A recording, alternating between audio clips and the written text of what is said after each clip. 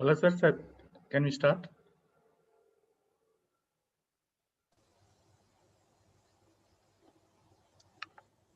Anita, madam? I'm here. Shall we?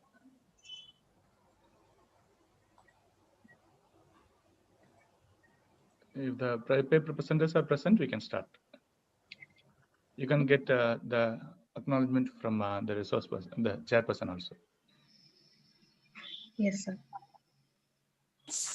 Geetha ma'am. Yes, ma. Yes, ma. Shall we start? Yes. So you will be introducing me, no? Yeah, I'll be introducing the session, ma'am, and okay, fine. I will introduce Geetha, madam, your video is not enabled. Yes, I will enable it, sir.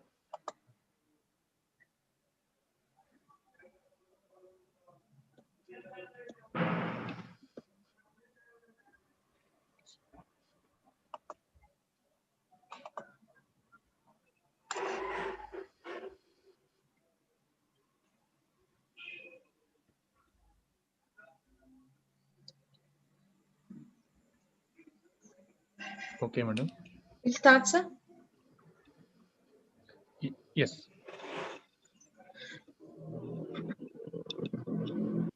A very good morning to one and all present here. I welcome you all to the second day of the 3-day international conference. We'll be kickstarting the day with a plenary talk, followed by a panel discussion, and post-lunch with paper presentation. Without any further ado, let's begin the day's program with plenary talk. The resource person for this session is Dr. K.KANTHIMAThi, Assistant Professor, Department of English, SDNB Vaishnav College, Chennai. Welcome, ma'am. The chairperson for this session is Dr. B.J. GEETHA, Associate Professor, Department of English Studies, School of Social Sciences and Humanities, Central University of Tamil Nadu, Thiruvarur. Welcome, ma'am. Thank you. Over to you, ma'am. Thank you. Thank you, Anita. I welcome on behalf of Bodhi American College for this international conference on paradigm shift in teaching language, literature, and culture. And for the plenary session, we have amidst us the resource person, Dr. K.KANTHIMAThi, who is going to deliver a talk on paradigm shift in teaching culture. A small note about the resource person.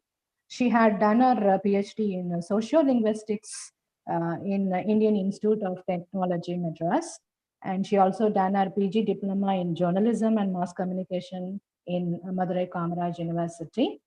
And she has worked as guest lecturer in RV Government Arts College, Sengalpet, and GSS Jain College, as well as SRM University. And right now she is working as assistant professor in Vaishnav College for Women at Chennai. She has put in her service nearly 23 years, and she has organized many workshops and conferences. She has been convener for nearly 10 workshops and conferences, and she has refereed journal publications, nearly 13 journal publications she has refereed, and then she has presented papers in national and international conferences. At national conferences, she has published 9 papers. At the international conferences, she has published nearly 19 papers. And she also published her papers in book proceedings, and edited volumes. Nearly 8 chapters she has published in edited volumes. And she herself has published an anthology of modern English poetry. It is the book that she has published. And she was editor-in-chief for 4 books entitled especially special issues organized by the Bodhi International Journal of Research and Humanities, Arts and Science, and English Language and Literature in the Millennium Milieu, Language, Literature and Culture in Cosmopolitan World, and New Dimensions in Literature, Millennial Perspectives. So these are some of her contributions. And she also an editorial member in um, Flights of Fancy and English workbooks and Rainbow, Millenage. These are some of the foundations where she has contributed as editorial member, and she has been session chair at various international conferences, especially LTI conference and the 15th World Congress of Applied Linguistics in Germany, and outcome-based teaching and learning of English at Hanoi University. And she has been invited at various conferences as resource persons. She has delivered her invited talk at online guest lecture, language, culture, and society, DG Vaishnav College, and online guest lecture, Introduction to Neurolinguistics, and a webinar on changing paradigm of English language teaching and learning at Thiruvarur College of Arts and Science for Women, Teni. Webinar hands-on training on learning English through e-platform, improving English language skills, the digital way, Sri Vaishnav College, E-Road, Vasavi College, sorry. Then invited talk on poets of the Enlightenment period, DG Vaishnav College, Chennai. Workshop on research methodology, Bhaktavachalam College, and she was also a resource person, Absalom and Archetypal, DG Vaishnav College. Further, she was also a resource person to various orientation and refresher courses.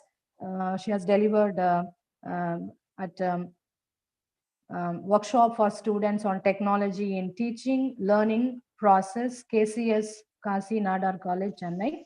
Workshop for students on online teaching, learning experience, Institute of Advanced Study in Education, Saidapet, Chennai. Manuscript writing workshop for students of Master in Public Health. Workshop for students on online teaching, learning experience, Institute of Advanced Study in Education. Then common errors in spoken English in service training course for PRT teachers in Kendriya Vidyalaya, Tambaram. Workshop on soft skills and one-day seminar on the politics of gender in literature and language at Kerala. Then A Pound of Flesh, The Merchant of Venice, St. Joseph College, Kovur. Then English for All, SS Sassoon Jain College. Then Jekyll and Hyde, Soft Skills at AM Jain College. And she has been a resource person, and she has been guiding MPhil and PhD courses. And she has so far guided 4 students. She has under her guideship, 4 students have completed PhD, and she also an article reviewer. She has reviewed English Language Teachers Interactive Forum 2017. Then GARI, that is International Conference Scientific Reviewer 2017 onwards. Then International Conference on Emerging Trends in Science and Social Sciences 2019 Malaysia, and also she is reviewing Bodhi International Journal. And she is also a member in academic bodies like Technical Committee, Tribal School of English Syllabus, member of Board of Studies in Vaishnav College, then academic audit member in DG Vaishnav College, academic audit member RKM Vivekananda College, Chennai. Then she is also an examiner for PhD Viva as an external examiner, and for MPhil also for various universities like Madras University, Bharatiyar University, Anna University, SRM University. So apart from this, she also invited as a resource person for faculty development programs and workshops. And she also a member in professional bodies like LTI, then LTIF, then Linguistic Society of India. She's been awarded the prizes like Best Outgoing Student Award in 1997, gold medalist at in her BA English, and Solitary Award to attend AILA 2018 Best Conference Paper at International Conference on Innovative Methodologies in Teaching and Learning English Language and Literature, Alpha College, in 2017. And she also received Abdul Kalam Teaching Excellency Award by Rotary Club of Chennai, Serenity 2019.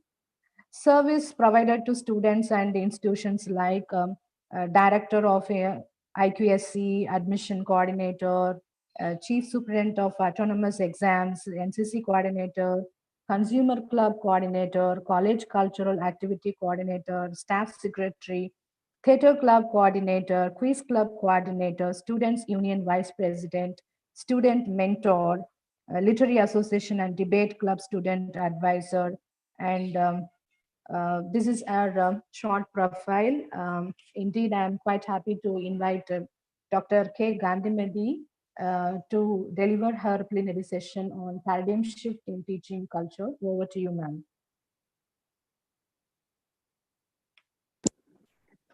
Thank you, Dr. Geetha, for that elaborate introduction. At the outset, before I begin, let me thank the organizers of this conference, Bodhi International Conference, which is hosted by 4 colleges. So it's a very unique effort to bring people from different parts of the world to be resource persons, and at the same time, students listening from different parts of the world. So this is a real good experience. And I thank all the organizers for giving me this opportunity to meet the participants, have some discussion with them, and also share my ideas and views on the topic that I have taken for today. So I've been asked to speak on paradigm shift in the teaching culture. I will just share my screen and then we'll proceed further. Can one of the organizers clarify if they can just see my screen? Yes, it's visible. Yeah. You can go to screen sharing, ma'am. Yeah. Yeah. Slide.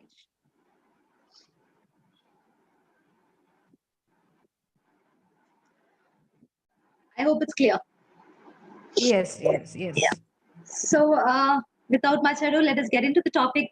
Paradigm shifts in teaching culture. Yes, quite a debatable, quite a situation into which we have all been thrown with a knee-jerk kind of a reaction. And there is a kind of a shift, as we have all noticed, all experienced, in fact, in the present day scenario.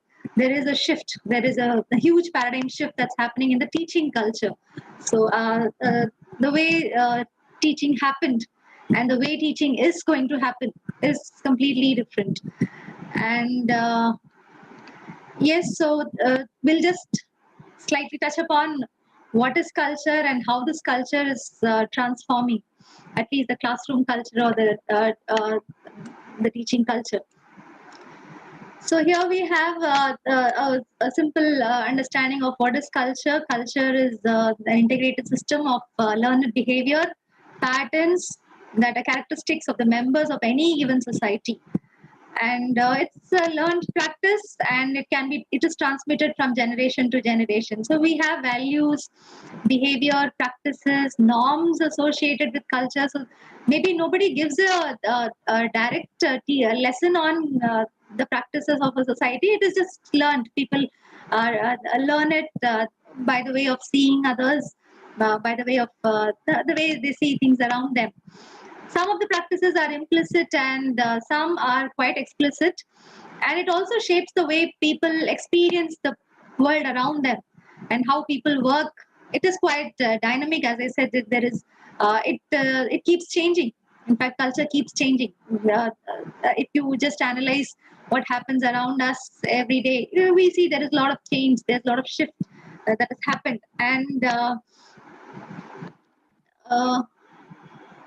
yes, so the way of life for a society is all intertwined. You see, culture is something that can be acquired and it is something that's learned. It can be adapted. So it is, you can adapt yourself, you can tune yourself to the culture, and it is something that is transmitted, as I already said, from generation to generation.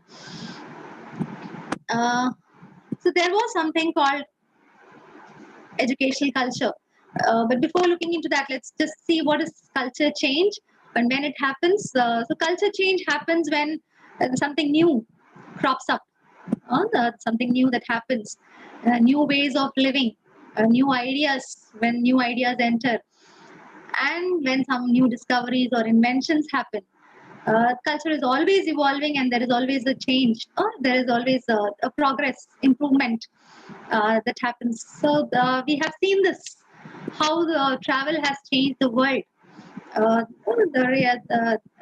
People can the aviation industry's boom has made people travel easily for different purposes, be it for leisure or for conferences or anything. People have changed. The travel industry has changed the world. Smartphones also brought in a lot about change in the way things happened around us. So I've just listed a few. You can think of the n number of changes that have come to us in the recent times or in the past, or we've heard about it, we've learned about it. So culture keeps changing, it keeps evolving, it keeps, there is always a scope for something new, something interesting, and whenever there's an innovation, it brings a remarkable change.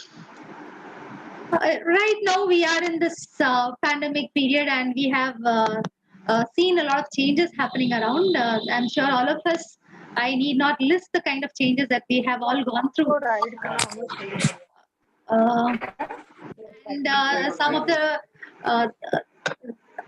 changes that I have mentioned here, how weddings are happening. Now they have restricted to smaller number of gatherings.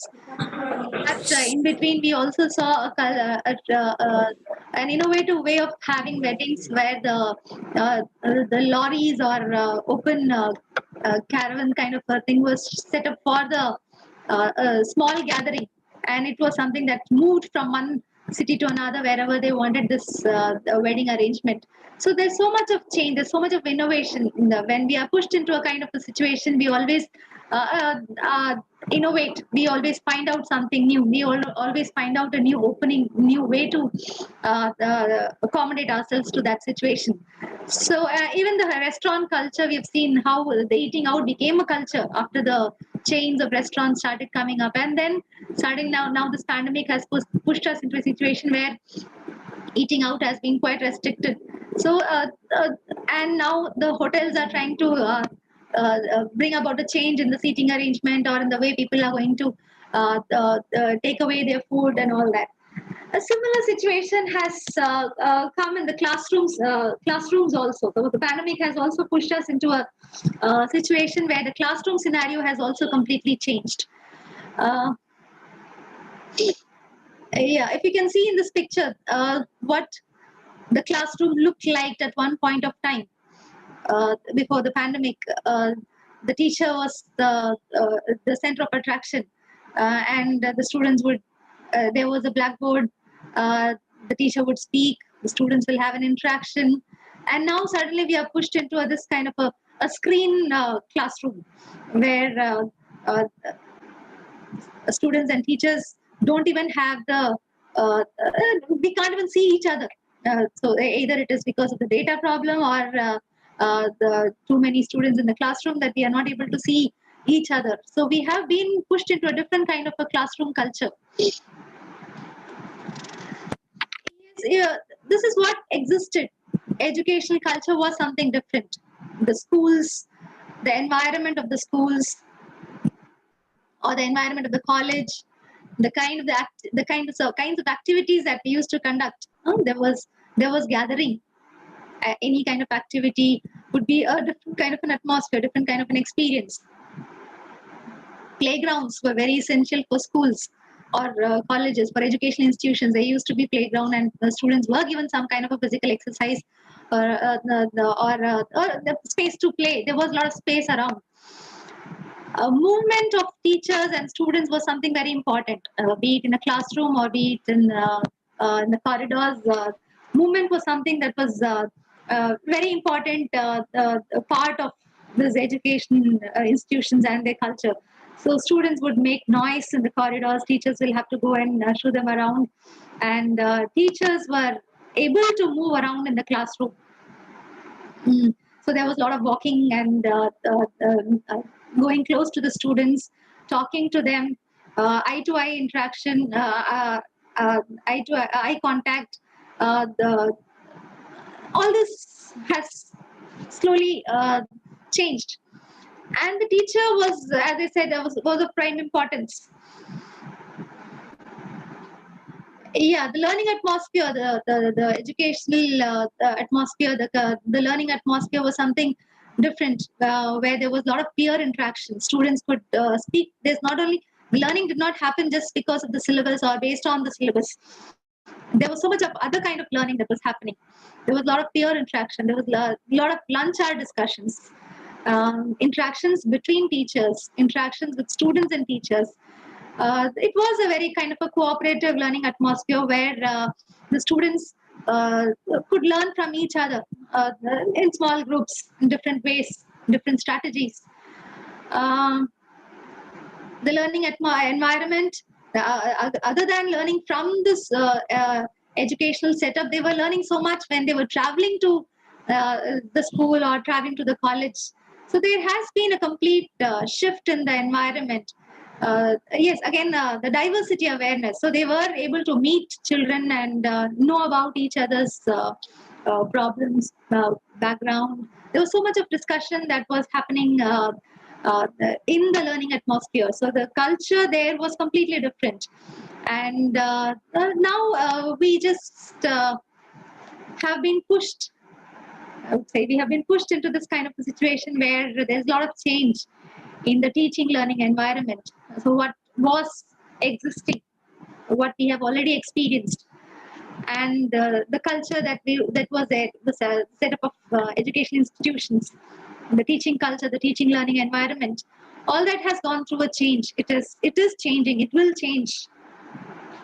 The classrooms have changed. As I said, we have been captured in the screen, and we cannot even see each other. We have to keep ourselves in the invisible mode. Students do not have that much of scope to interact with each other and learn from each other.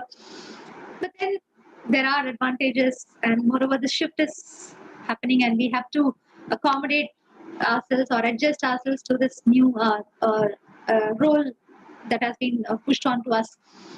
There's a lot of online learning that is happening. So other than the classroom interaction or the hybrid mode of teaching, there is a lot of online learning that's happening. There's a lot of advantage in this remote learning from the convenience of your home.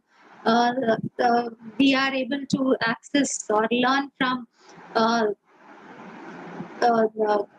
take up courses which are offered in different parts of the world. So there is this advantage. The classrooms are now postmodern classrooms with all kinds of tech and gadgets into it. Multi-method, because we can use all kinds of methods, and so there are so many new methods other than the lecture method or the chalk and talk method. There are different methods that we can be using in the classroom, and now the learning has shifted. It's a learner-centered classroom from what it was earlier, from the traditional mode of teaching where the teacher was the center point or the prime focus, but now it has shifted to the learner-centered kind of a classroom. Yeah, so we also see there's a lot of advantage of this mobile technology, mobile apps, which are making so many lessons and the connections easy. Machine learning is happening. It is taking a different form, and it has been imparting good resources to students. So we see all this. There's a lot of data storage issues, cloud, where you can store your data. Internet speed is very important. And even for learning, now we have started using digital games. So there is a lot of information available around, a lot of resources available around, but still the teacher is indispensable. Of course, the role of a teacher keeps changing, but still, the teacher is somebody who's still important, still prime, and the teacher will play a major role in the understanding or the use of whatever resources are available. Yes, since we have come into this virtual classroom culture, there are so many things that we have to be learning now. What are the etiquettes? There's so much of discussion about how to sit, how to be visible in the camera. The teachers are very conscious now. We have to be very conscious of the way we are projecting ourselves in front of our students. Attendance.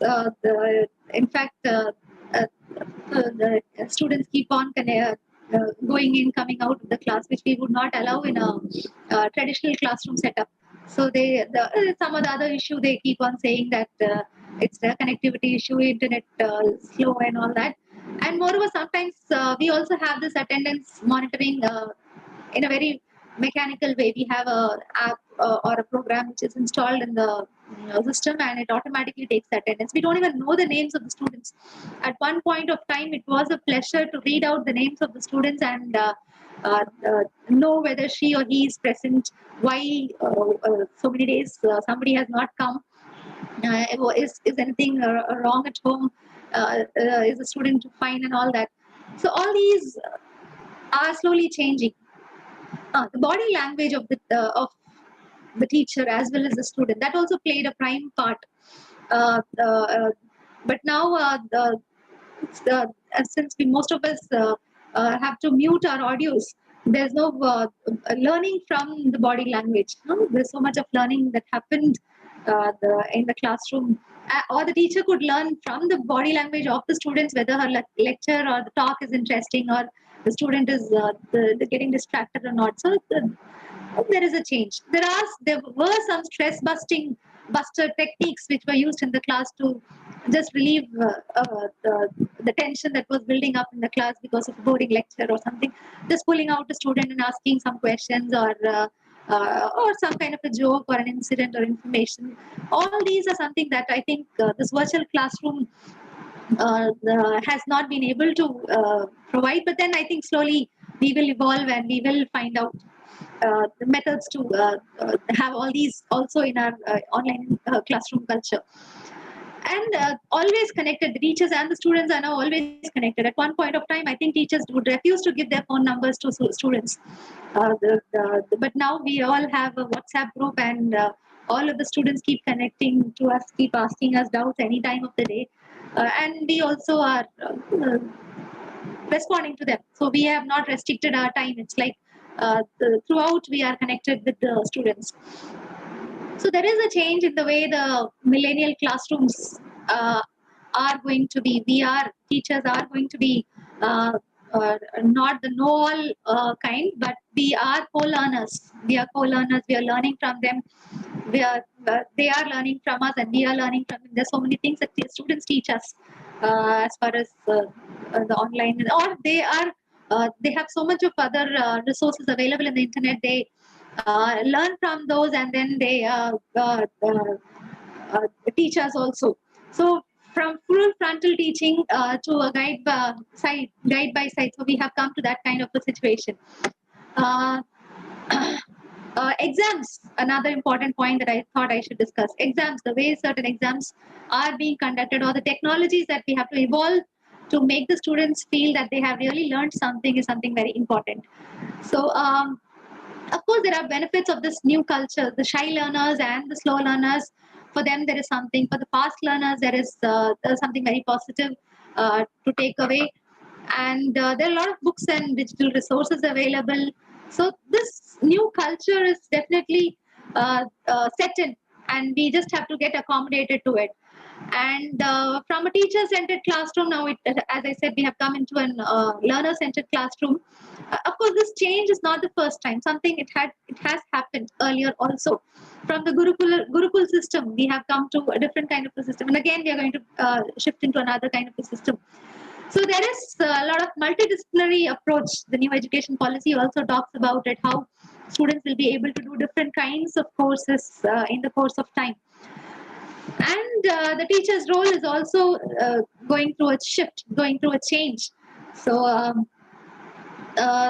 from the different roles that we have adorned, being an educator, facilitator, mentor, online tutor, co-learner, and in fact even a virus warrior. When we get back to the campus, we might have to teach the students about how to protect themselves from the virus and other things. So there are going to be a lot of changes. There is a paradigm shift, and the teacher will have to adorn a multiple role. There is a shift in the teaching culture that has come, and as millennial teachers, we have to equip ourselves and the netizens, because the generation that we are teaching are quick at learning. So we have to adapt and adapt ourselves to their pace and embrace new teaching methods. And this smooth transition will be possible. It is on the shoulder of the teacher, so it is a smooth transition that is possible. We have to provide a fair and a learning atmosphere for the students.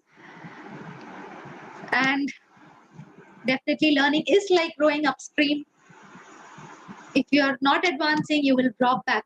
So we have to advance. We have to agree that the paradigm shift has happened, and there is a change in the teaching culture that has come in, and we have to provide a happy learning and teaching experience for the students. Thank you for your patient listening, and I think I have done justice to the time that was given to me. Thank you.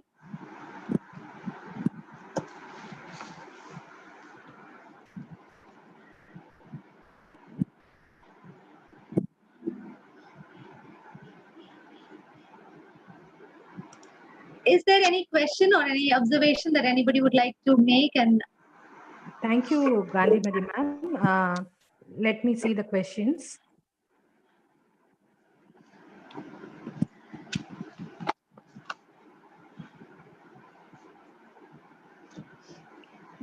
Yeah, that is one question asked by Amit Kumar. Can online teaching practice be considered as a way of permanent mode of teaching? He has asked two questions. The second question. Yes, I can read the question on the chat box. Can online teaching practice be considered as a way of permanent mode of teaching? Yes, maybe that is going to be, that will definitely take a major role in the future. Right? That's what is the anticipation, because all big universities have started offering courses online. So it might become a permanent mode of teaching. Of course, the teacher is indispensable, as I said. For some clarifications, doubt clarifications and all, you definitely need the teacher to be there. The conventional method, it is going to be a hybrid method. Second question is online teaching system going to decide the future course of entire higher education system? A tough question to answer, but then we'll just have to wait and watch what the government policies are for this, how it is going to be in future. Definitely we are going to use all these technology advantages which are there for us. I'm sure all of us are already into it. We are using that to a greater extent, so could be. I hope I have answered your question. Ma'am, I have a question. Yes. As we have no other option other than accepting the change, and I would like to ask you this question: what is the alternative mode for importing soft skills in the present scenario, where students have less exposed to these kinds of soft skills, like as the classical classrooms are able to teach them regarding flexibility, attitudes, and behavioral knowledge. All these are soft skills, like sometimes even Yes. and even feeling jealous about getting first mark, that healthy competitions, forgivingness, and even fight, between friends at times. These are the things that these students may be missing. But these are the things that evolve their characters also to face different situations and different characters. So how at this present scenario we can inculcate these soft skills amid students? Yes, as I Do we said, the have body any? language. Students learn a lot from the teachers' movement in class, the way they interact in class. So there is so much of this. No, I feel this is a handicap for students because from every student, in a class, for example, if there are some 40 to 50 students, each student is a kind of a teacher there. Now he will teach something to the other students, and the whole 50 students will be teaching something to the teacher simultaneously. It is a kind of a mutual learning. So in the present scenario, in the online mode of teaching and learning, this is lacking. So this will lead to a lot of behavioral problems among the students. They may not be equipping themselves with skills like how to tackle different problems at times when they are facing, like, how they have to be patient, how they have to forgive, and what is the essence of forgiving fellow classmates. And even feeling anger is important. At times you have to burst out in order to maintain a good relationship with everyone. So these kinds of soft skill is something that I feel that the present or the future students may be missing so badly, which is Yes, very essential for individuals' life also, because our human life is where we make a lot of communication and interaction with the fellow human beings. So this is something inevitable. You cannot say no to these kinds of learning. So these students are not, having any platform to learn, or their platform is being restricted. What is your take on this, ma'am? yes, Dr. Geetha. In fact, your observations are quite true. As we've said, the environment learning, the learning from peers, the learning from interaction, the lunch hour discussions, all these are something that these children are going to miss. But I think to teach soft skills and other things, there will be some or the other method that will slowly evolve. As time goes by, teachers are quite resourceful. They might record. We might have that kind of sessions where we will record our what do you Yes, call as students, I wonder, when we were students, going to school is a sort of an experience. Everyday experience is something that very amazing.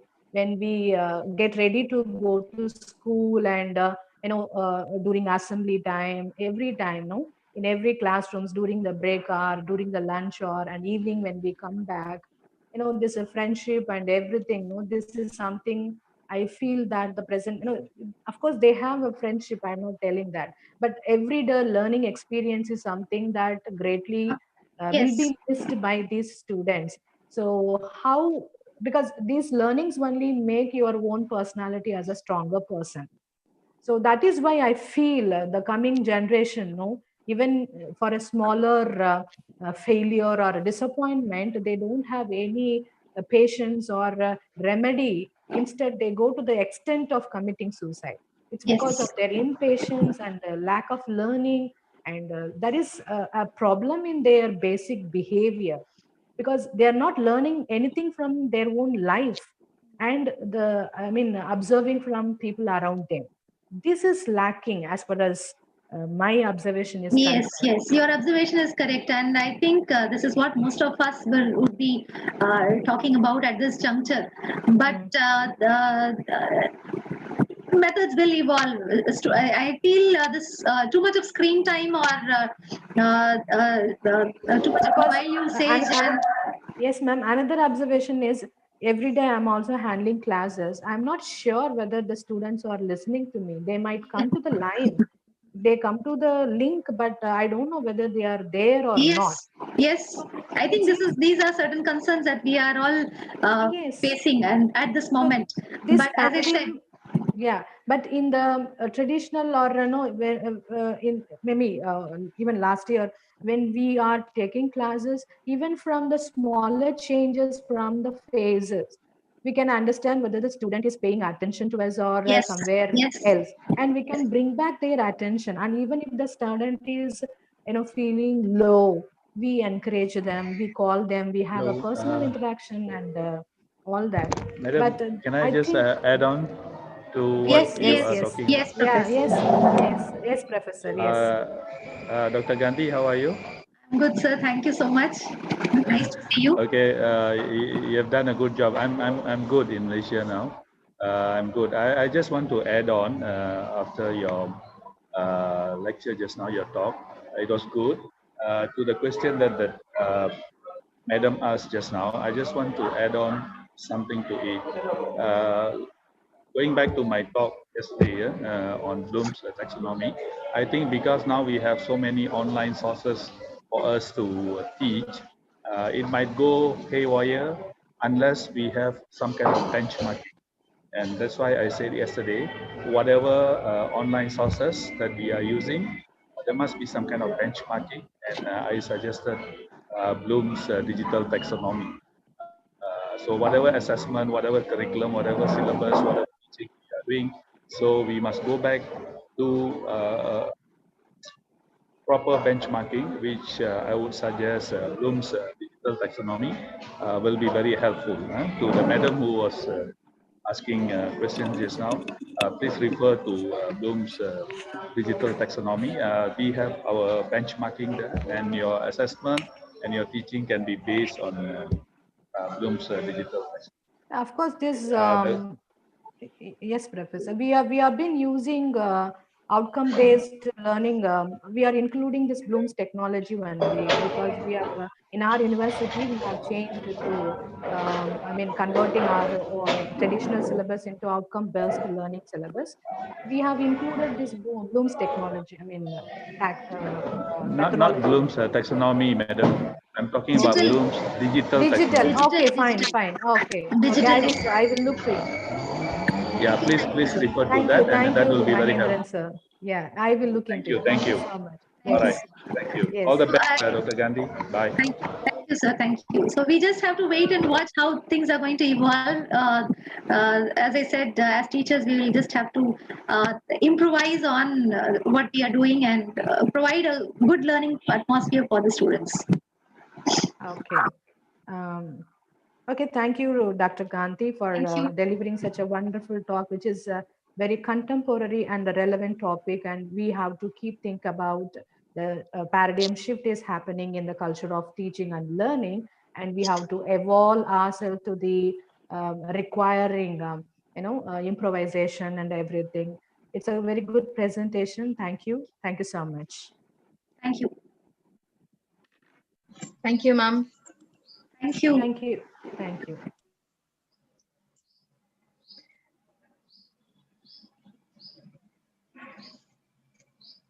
So we'll move on to the next session, sir.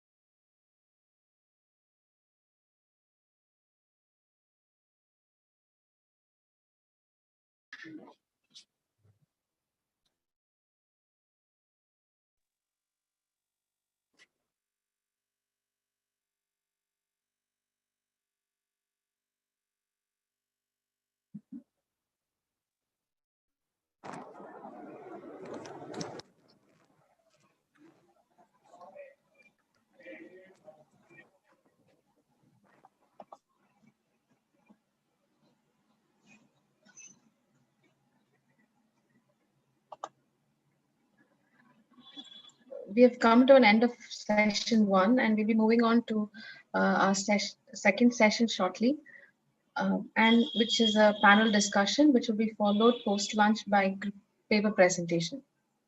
Thank you.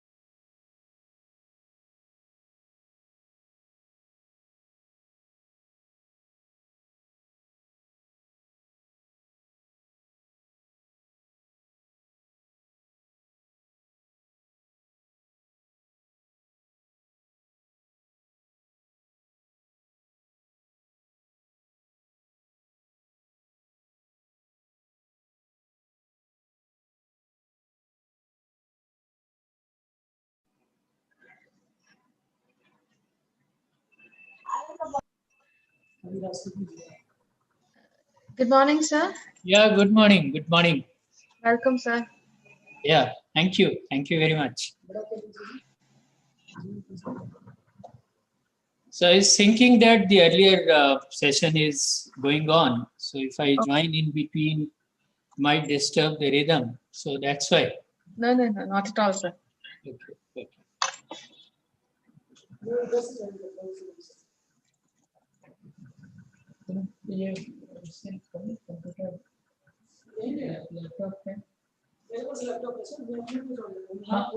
ठीक, ठीक. Okay, you can join.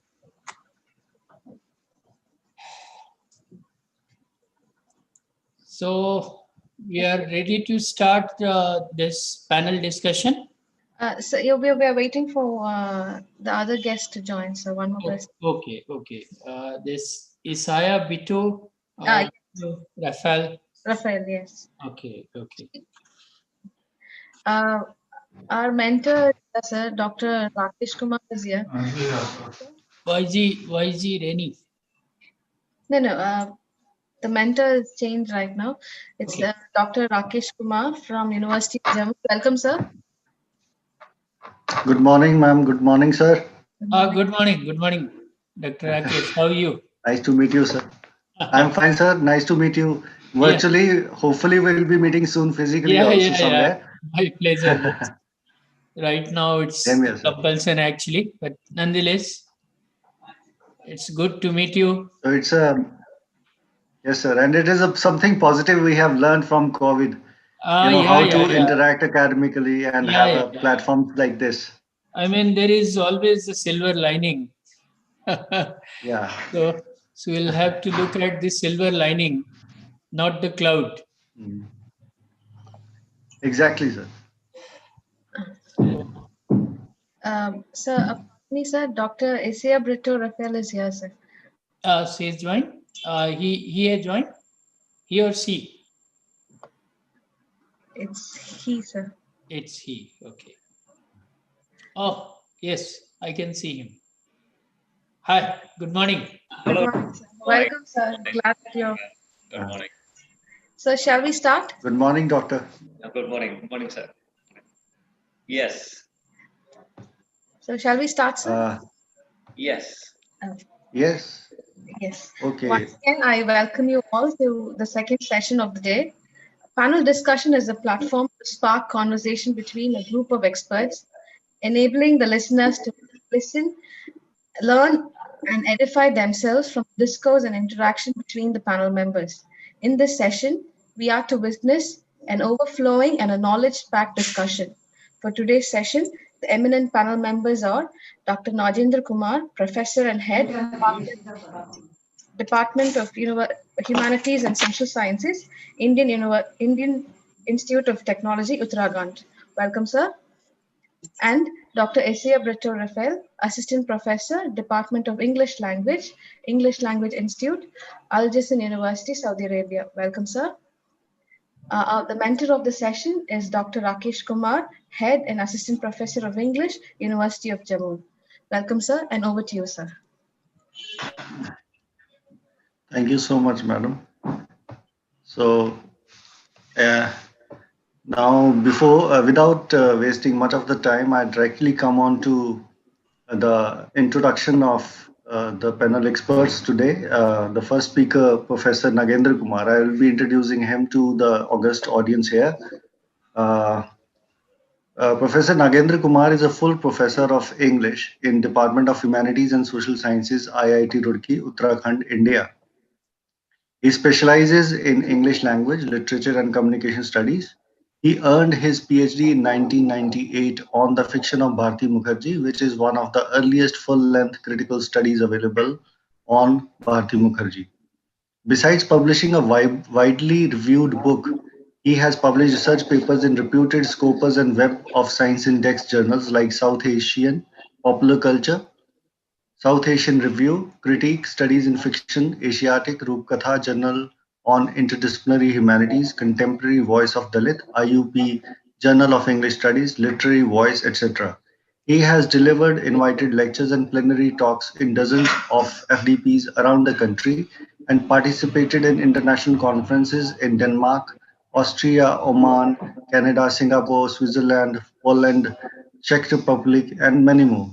He has successfully conducted around 10 AICTE-sponsored short-term courses and workshops on various aspects of teaching, pedagogy, soft skills, communication, and culture.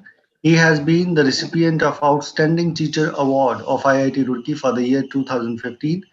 Currently, he is the head of the Department of Humanities and Social Sciences, IIT Roorkee. So I'm sure that he's going to enlighten us with his expert lecture. So I welcome you, Professor, and over to you now. Thank you so much. Thank you very much, Professor Rakesh. It's a pleasure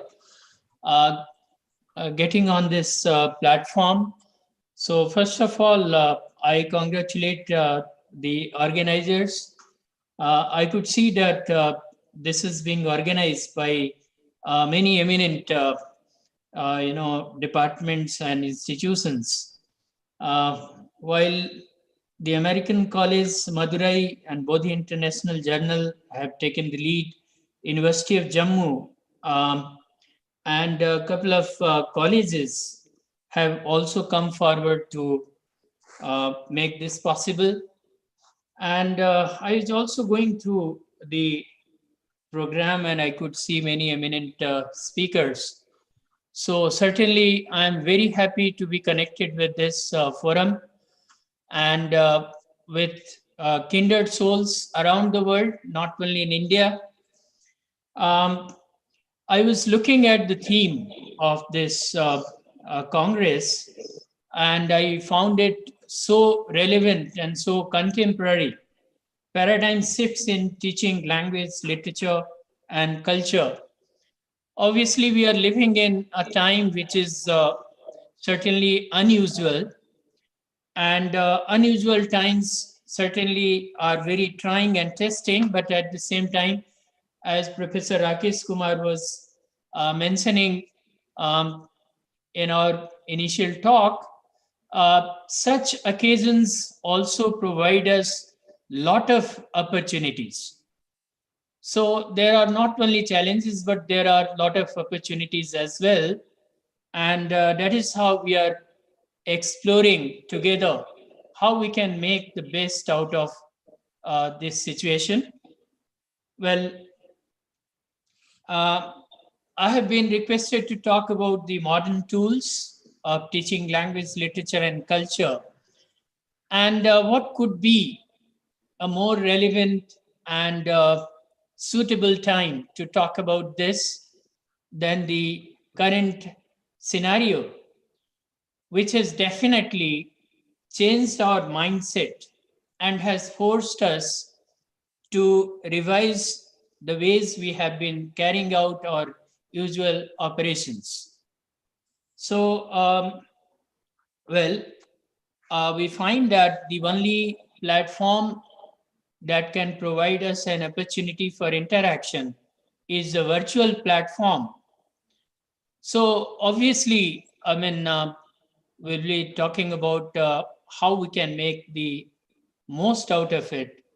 I, along with you, understand that this process of integration of technology in teaching and learning process is nothing new.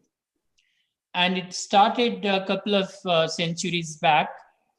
Obviously, any new beginning is initially scoffed at and is very difficult to maneuver.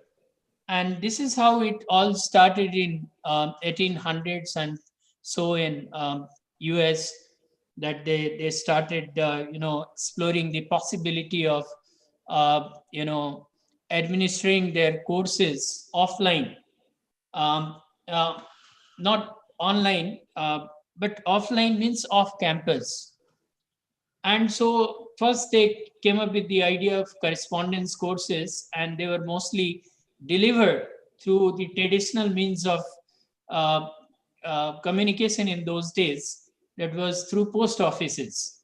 So material was delivered to the doorsteps of the learners through post offices, and gradually, with the advent of new technological developments, we found that it also changed.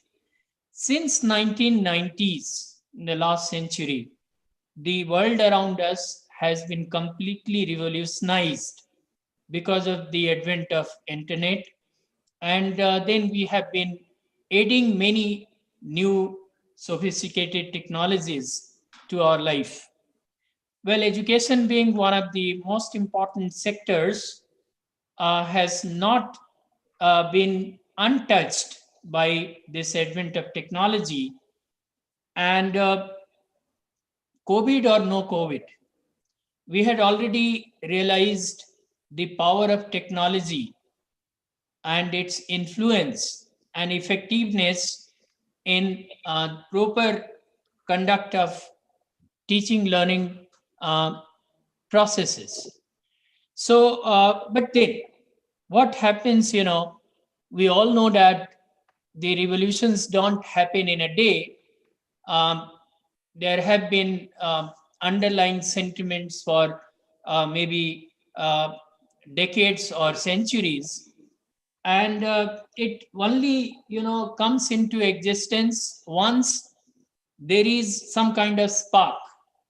So though we had already realized that the modern tools and techniques of teaching pedagogy are going to play a key role in our teaching learning process, um, I still dare say that it was mostly confined to the most sophisticated and advanced institutions, and it had not taken the shape of a mass movement. So as I was sharing with Professor Rakesh initially, and I said that, every cloud has a silver lining. So in the same vein, I can safely say that, we were looking for that spark which will hasten the process of integration of technology in our classroom, and COVID-19 provided that spark. It's not that I welcome COVID-19. It's certainly one of the most disastrous things to happen. But now that it has happened, we have to look at the positive outcomes of the same. And that's why I'd like to say that it has certainly hastened the process of integration of modern technology in our classroom. And so the 1990s, post 1990s, the revolution which has started has certainly taken some shape. So I'd just like to share my understanding on the topic, and with the help of some slides that I have prepared, and then we can discuss it. Okay.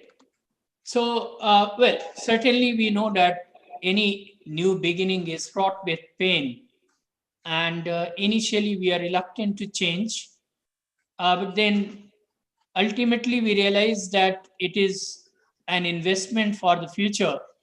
And that's why when suddenly we were asked to engage online classes, for which probably we were not completely prepared, we were in a fix, and we were just thinking overburdened, over challenged. But looking back 5 years down the line, now I can say that we have learned to live with it, and we have learned a lot of things in the process.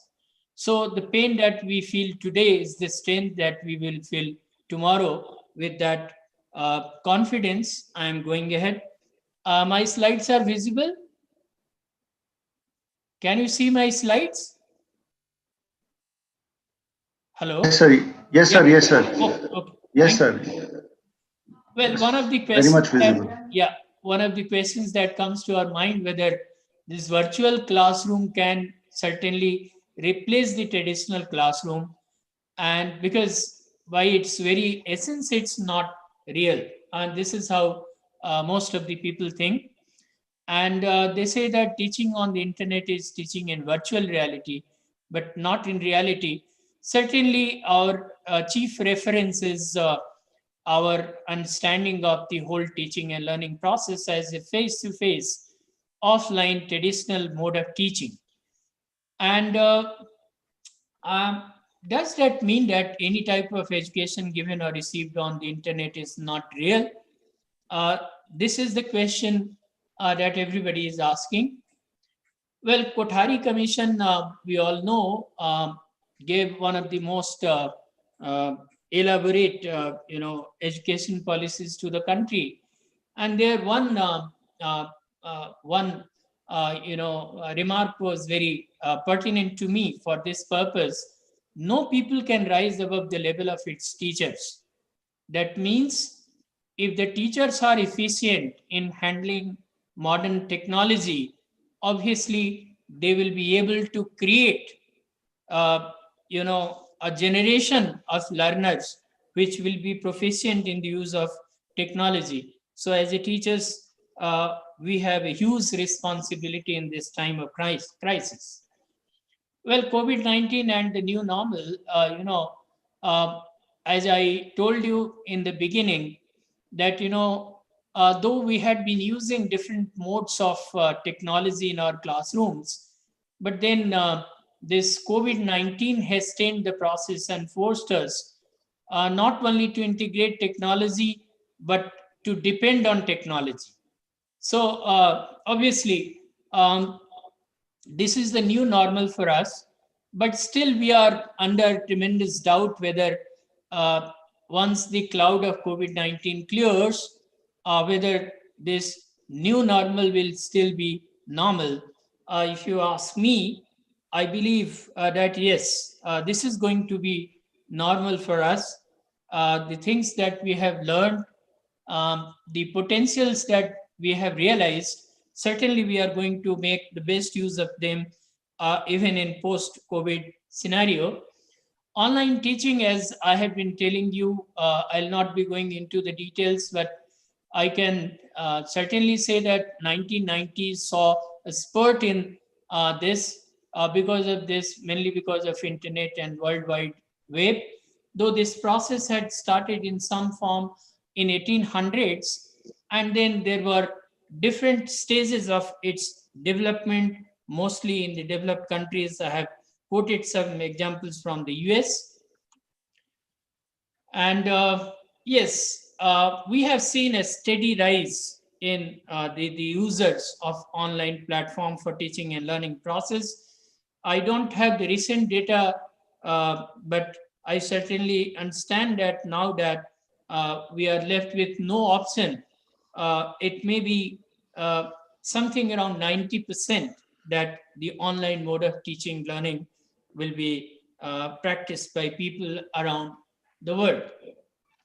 One of the questions why online teaching learning is required, this is a modern tool that we are using for teaching in general. It is because, we all know that technology is integral to our modern life, and we cannot certainly imagine a life without technology. And we all know that education is an integral part of any civilization. And so this has also been completely transformed. And again, there is information bloom and knowledge explosion thanks to internet. And so our traditional, approach to knowledge sharing certainly has come under scanner. And so we cannot really depend on one book or couple of resources. Rather, we would like to tap this information bloom and knowledge explosion. And that's why we have to use the modern means of education, integrating ICT mainly in our pedagogical system, that is information and communication technology.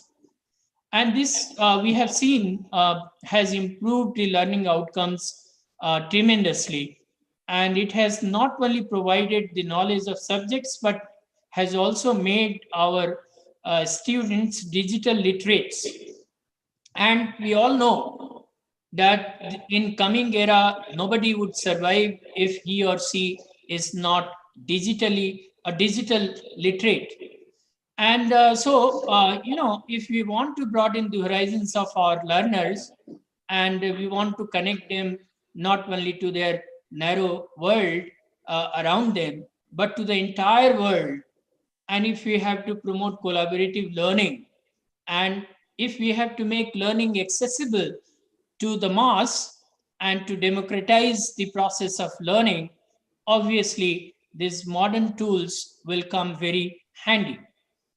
And again, another adjustment that we have to make in our approach is that we have to not only tell our learners what to learn, but we have to train them in how to learn.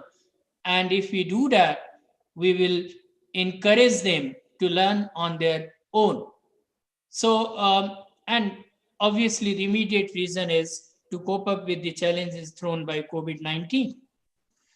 Now, the role and orientation of the teachers has to change. I just quoted Kothari Commission, which said that no generations can go above their teachers.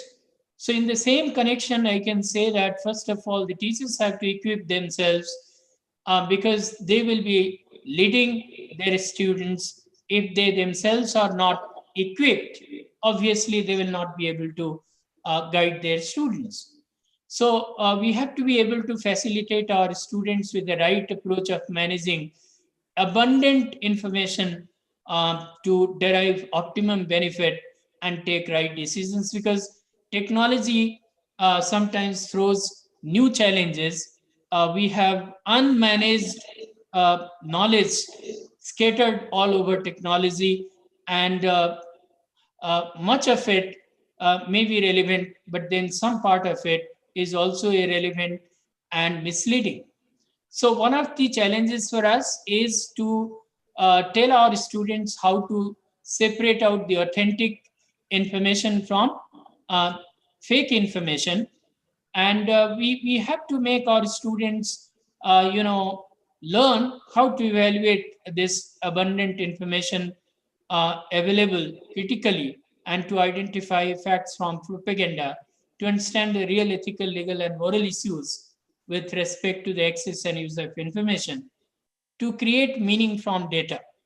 So obviously, knowing our subject alone is not sufficient. We also have to know technology. We also have to know the resources that are available through technology in order to be effective as teachers.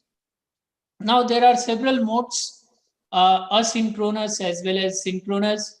We all know asynchronous provides lot of flexibility because, the teachers can,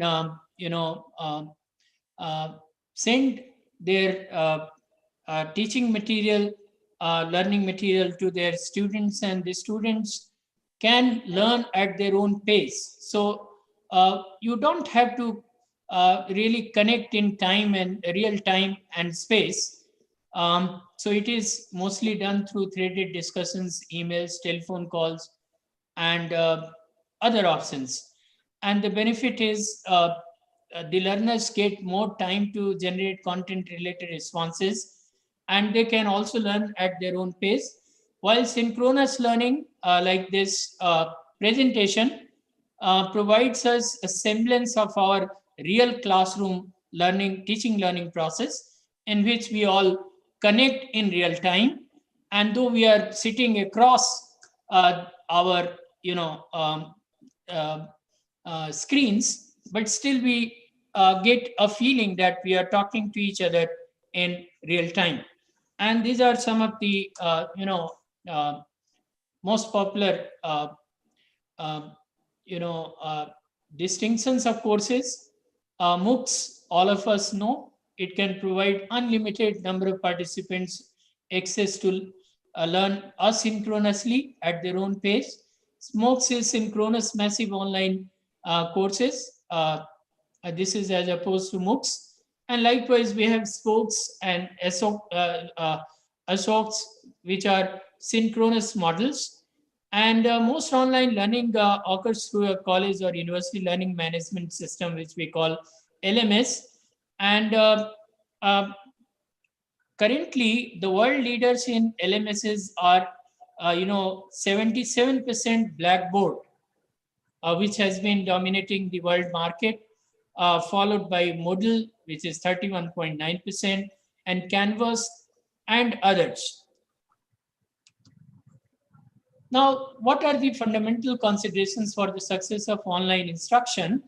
One of the keys is the learner's active engagement throughout the course, and group participation, and frequent student-student and student-teacher interaction.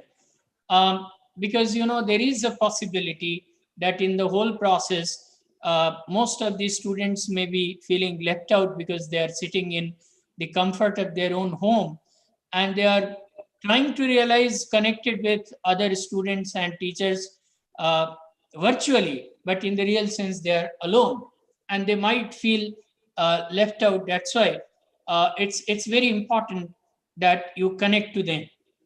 You can also, relate your course content to the real world so that you can enhance the understanding of the participants.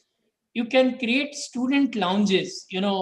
In the classes, sometimes we deliberately provide 5-minute window to our students between the two classes so that they can, relax a bit and can socialize a bit. And the moment you leave a class, there is a lot of murmur in the class, and then the students all feel relaxed and they start, socializing with each other. And this reinvigorates their, interest in the next class. So on social media also, we can create some sort of student lounge where the students can indulge in informal talk and that will again give them the same kind of feeling as they feel while attending to their physical classes. We can incorporate team projects to help alleviate the feeling of isolation and provide a feeling of connectedness. You can see, most of the students don't have access to laptop and smartphones. So one single teacher also can teach a group of students like this, which is the case in most of the schools in India. Well, some of the things that I would like to tell my fellow teachers is that first of all, you master technology before you use it in the class. Otherwise, you will cut a sorry figure and you will not be able to use it effectively. And in the process, you might end up, wasting some very important time. You can innovate and simulative discussions by planning them properly, encouraging participation, much like you do it in your traditional class. You can communicate with your students regularly, help bring humanity and warmth into your classroom that online classes can easily lack. Like in a platform like this, you need to be very easygoing rather than lecturing, most of the time. You can stop, you can encourage, you can ask your students, one student or a couple of students to be online, to be visible. So that will keep them interested and that will also keep them on their toes. And one of the feelings that we have that in online teaching, most of the students, whether they are really attending to our classes or they have simply logged in and then they are doing their own work, that kind of fear will also go. So make sure your students know the best methods and times to contact you, and always be available to interact with them, motivate them, and ask for help and feedback.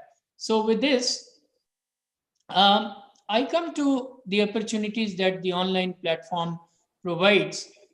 And in the later half, I'll be talking about how this online or modern tools can be used effectively in our language and literature classrooms. So we all know that this is the future of teaching learning around the world.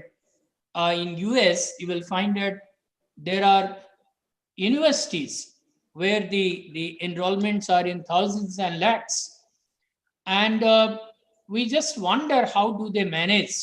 Do they have the physical infrastructure to manage such a huge mass? But then let me tell you that most of their enrollments are off campus, that is online. So we can also practice that and we can develop our catchment area because this online teaching learning platform has a massive outreach. And I'm sure this program itself has been, joined by many of our colleagues from across the globe.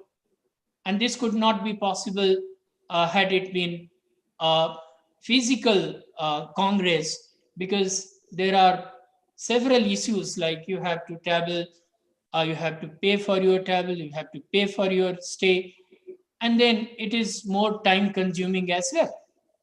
So, and it democratizes the education now. We all know that through many online platforms like NPTEL, Swayam, ePathshala, and many more. The best of the lectures by the best faculty in the top class institutions around the world are made available to each and every student who has access to this technology. So in a way, this has democratized education. And now any student sitting in any remote village having a mobile phone or any such device can have access to the knowledge, infinite knowledge that is available on the internet. So learners have easy accessibility and can learn at their own pace. And there is enough scope for creativity and innovative teaching and learning because we mostly use multimedia tools. And above all, as I told you, it promotes digital literacy, which is so important for survival in modern times. Well, I don't refute that, both these systems, like traditional classroom, which we call brick and mortar, and online teaching have their own respective pros and cons. While both methods serve their respective purposes, both of them have certain limitations and advantages. While the former is based on face-to-face communication, where the relationships look real and it is always reassuring in terms of immediate feedback, and allows lot of uh, you know lot of opportunity for interaction. The later one allows lot of flexibility in the term of location, time, attendance, and choice of subjects and programs. So we also find that this online learning is cost effective, and now majority of the people believe that this mode of learning is very effective. Now, coming to our topic, what are the tools, the modern tools that we can use in our language and literature classrooms? Obviously, most of us have been using many of them in different forms. Like PowerPoint presentations have become one of the integral features of our traditional classrooms as well. And we can certainly say that PowerPoint presentations can provide us opportunities to present our material more effectively compared to a book demonstration. Book demonstrations are very difficult in a large class, uh, and mostly when we read out excerpts from the books or a book, it depends on the retention, memory retention of the students, how much they get it and how much they don't. But in a PowerPoint presentation, we can keep it always visible for our students. Not only that, we can also infuse the dry bones of the book narratives with certain features and certain videos. And we all know that visual learning is very, very impactful. And that's why these tools are very, very effective. We can also integrate short videos in our classrooms. For instance, if we are teaching Shakespeare in our classroom, and if we can find a small video of the staging of one of his plays and can show it for teaching the dialogue delivery or maybe soliloquy or uh, uh, stage setting to our students, I think rather than explaining them through words, these videos might help understand better. Then we can also promote group learning.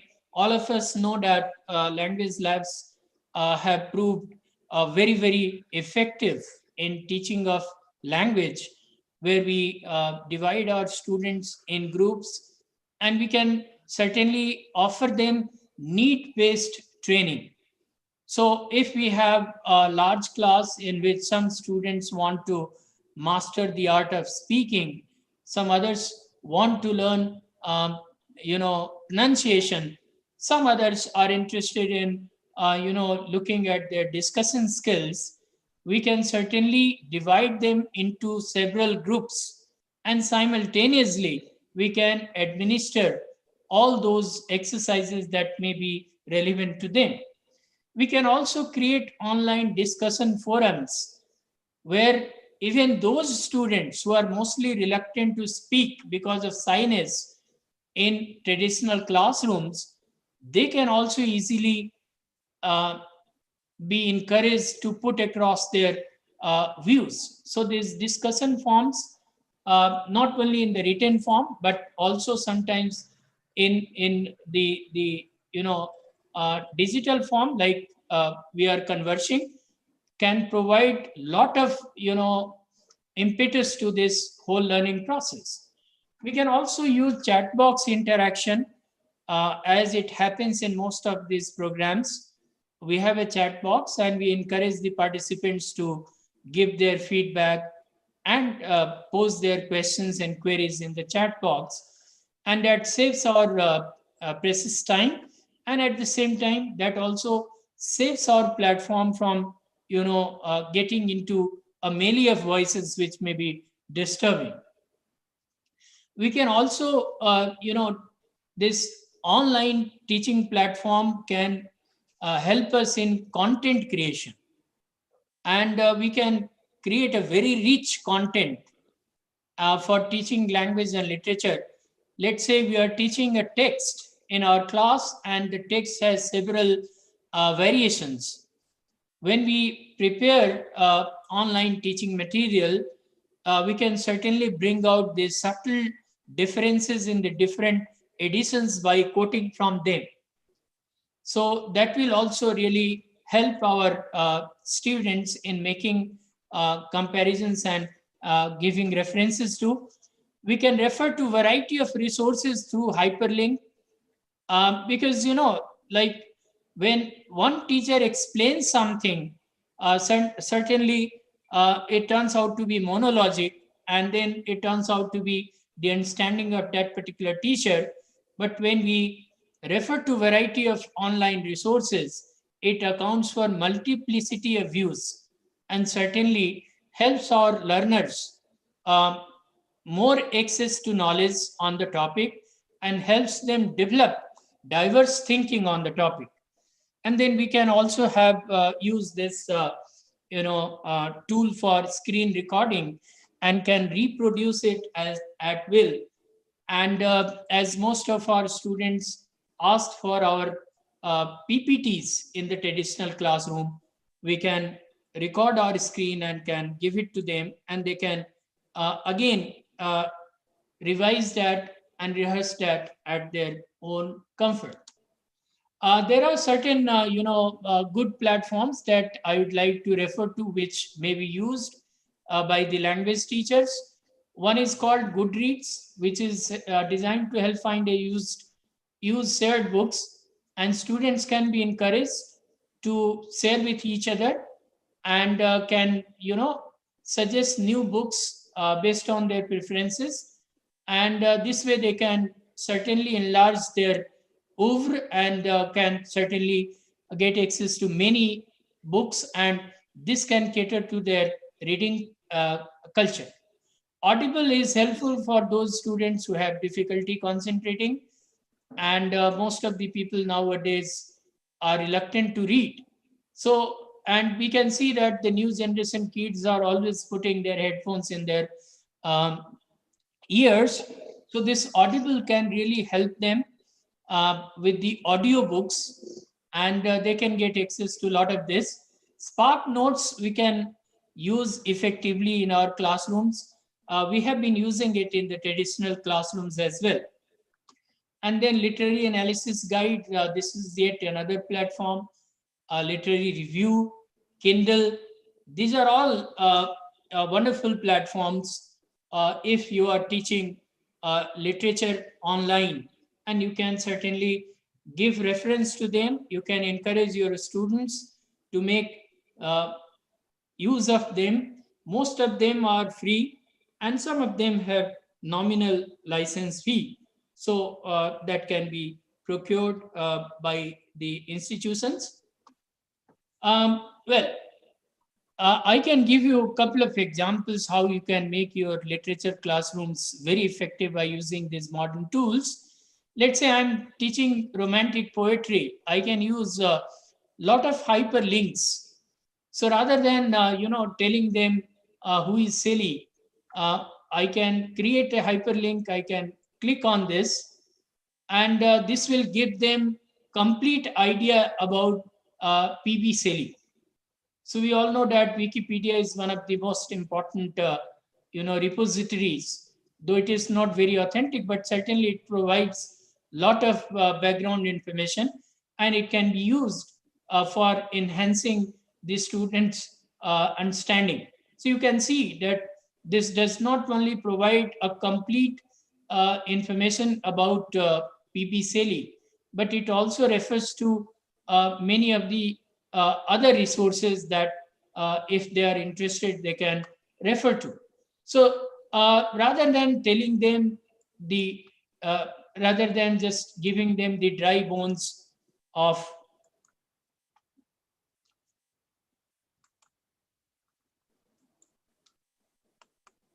Am I audible? Yes, sir. You are audible, sir. Yes. Yes, yes. So this was one example that can be so effectively used in your literature class. Okay. So you can create hyperlinks and can direct your students to learn more and more. So rather than just giving them the dry bones of history that Sally was born in this year, died in this year, and studied in this college or that college, if you create this hyperlink, certainly that will provide them a storehouse of knowledge about Sally. Likewise, while teaching language also, you can make maximum use of it by using these hyperlinks, like you are teaching the alphabets, the vowels, and you can create this hyperlink and can certainly take them to uh, the the IPA vowel system, and can certainly guide them to learn it in a more effective way. So this is how we can certainly make this teaching learning process very lively and very effective. Time is running, I know, and I'm going to wind up in another 5 minutes. Is my slide visible? No. Yes, sir. Yes, sir. Yes, sir. Visible. No. Can you see this my original slide, which I used? We are seeing sample teaching language, sir. Yeah. This one. You can see it. Okay. Now, the third aspect is our culture through language and literature. We all know that knowledge of culture is very important, because language is also culture specific. And so the language that we speak certainly has a bearing on our culture. And the learning of language also requires our understanding of culture, because that way we contextualize our learning. So in the traditional mode, the culture is taught through descriptions and pictures in the books. But in the online mode, again, we can create several hyperlinks and visuals and audios and videos for making our learners much more, much more proficient in the language and literature and culture that we have been teaching. So the cultural practices that we try to explain and the students fail to grasp, they can easily have access to those cultural practices in the pictorial and video form, and that will help them understand the culture more. So even if you recall our primary books, there also the students are mostly taught language through pictures. Now, in this online modern teaching, we can also infuse life in those pictures. So we can not only rely on static pictures, we can also use dynamic pictures, and that will certainly help our students in learning the nuances of culture. Internet has brought revolution in the understanding of indigenous as well as international culture. We can see that earlier when we were going through a poem by John Keats, and John Keats talked about a particular kind of tree or a particular kind of bird or particular artifact, we were clueless, and we depended for our understanding on the description given by the teacher. But now in this online teaching, we can certainly go to those originals wherever they have been preserved, or we can see them and we can form an idea. And likewise, the indigenous cultural practices can also be shared with the students in digital form, and that can expand their understanding. And we all know that social media has brought different cultures together. And so the understanding of culture, not only our own culture, but the world culture, has been revolutionized. And that's why, our understanding of literature and language, especially English language and literature, which is international in its character, has also been revolutionized. We can also refer to tourist blogging, social media, and YouTube channels, which can turn very effective in the effective teaching of language, literature, and culture. We have seen that the subtitles have played very important role, and even if the content has been recorded and created in foreign language, the subtitles in English have made them accessible to our students, and that way we can certainly have access to other cultures and can develop their proper understanding. Virtual tours and virtual meetings across the globe help in better understanding of different cultures. So, see, language, literature, and culture, they all can be very effectively implemented. Uh, they all can be very effectively understood by the use of these modern online tools. So these are the contemporary demands. I'm nearing my last slides. The students and teachers have to be tech savvy, and this provides ease of study on computer, laptop, and mobile. Um, Culture of e-book, e-resources, and e-researches has to be inculcated in everybody, each individual learner. We find that the hard copies are very fast fading out, and so we have the digital libraries which provide us infinite access as compared to traditional libraries where we have to spend a lot of money and a lot of physical spaces to be created, and material needs to be procured in order to create that library. We can have access of knowledge from anywhere, for anywhere, flexible online classes, online contents, recording, digital storage of study material, lectures for future use, and easy recapitulation. These are some of the very powerful outcomes of the modern tools that are being used for teaching of language, literature, and culture. So these are some of the popular websites for different purposes that may be referred to. Well, we all know these are difficult times. The difficult times demand, more effort on our part. Smooth seas do not make skillful sailors. So uh, we are certainly sailing in rough seas, and I hope that by negotiating these challenges, we'll come out wiser and more skillful.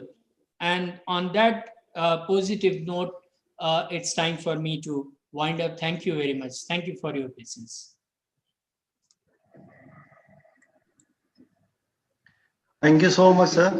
It was such an impressive presentation, and it was so well structured that you began with posing the challenge that it is these are the times which are giving us pain, but certainly they are preparing us for the future. Because if we equip ourselves properly, we will certainly sail through, and these difficult times are going to make us skillful sailors. So we will have a panel discussion, sir, on your talk, but I think that we should welcome our second speaker. And I should introduce him, and after his lecture or presentation, we will have a couple of questions and panel discussion. Thank you so much, Professor Nagendra Kumar. And Thank please you. be with us. And Yeah. I'm there. Thank you very much. Thank you very much. thank you so much, sir. So, distinguished guests, it is time for me to introduce now our expert, Dr. Isaiah Britu Rafael, and he is a specialized faculty on applied linguistics from English Language Institute, Jazan University, Saudi Arabia. So he holds PhD in applied linguistics, which he did in 2019 from Bhartidan Sun University. And he has attended many conferences and webinars and has 15 years of experience. And from 2011 onwards, he has been teaching in Al Jazan University. Welcome, Dr. Rafal, and I welcome you for your presentation. Over to you. Thank you, Dr. Ragesh.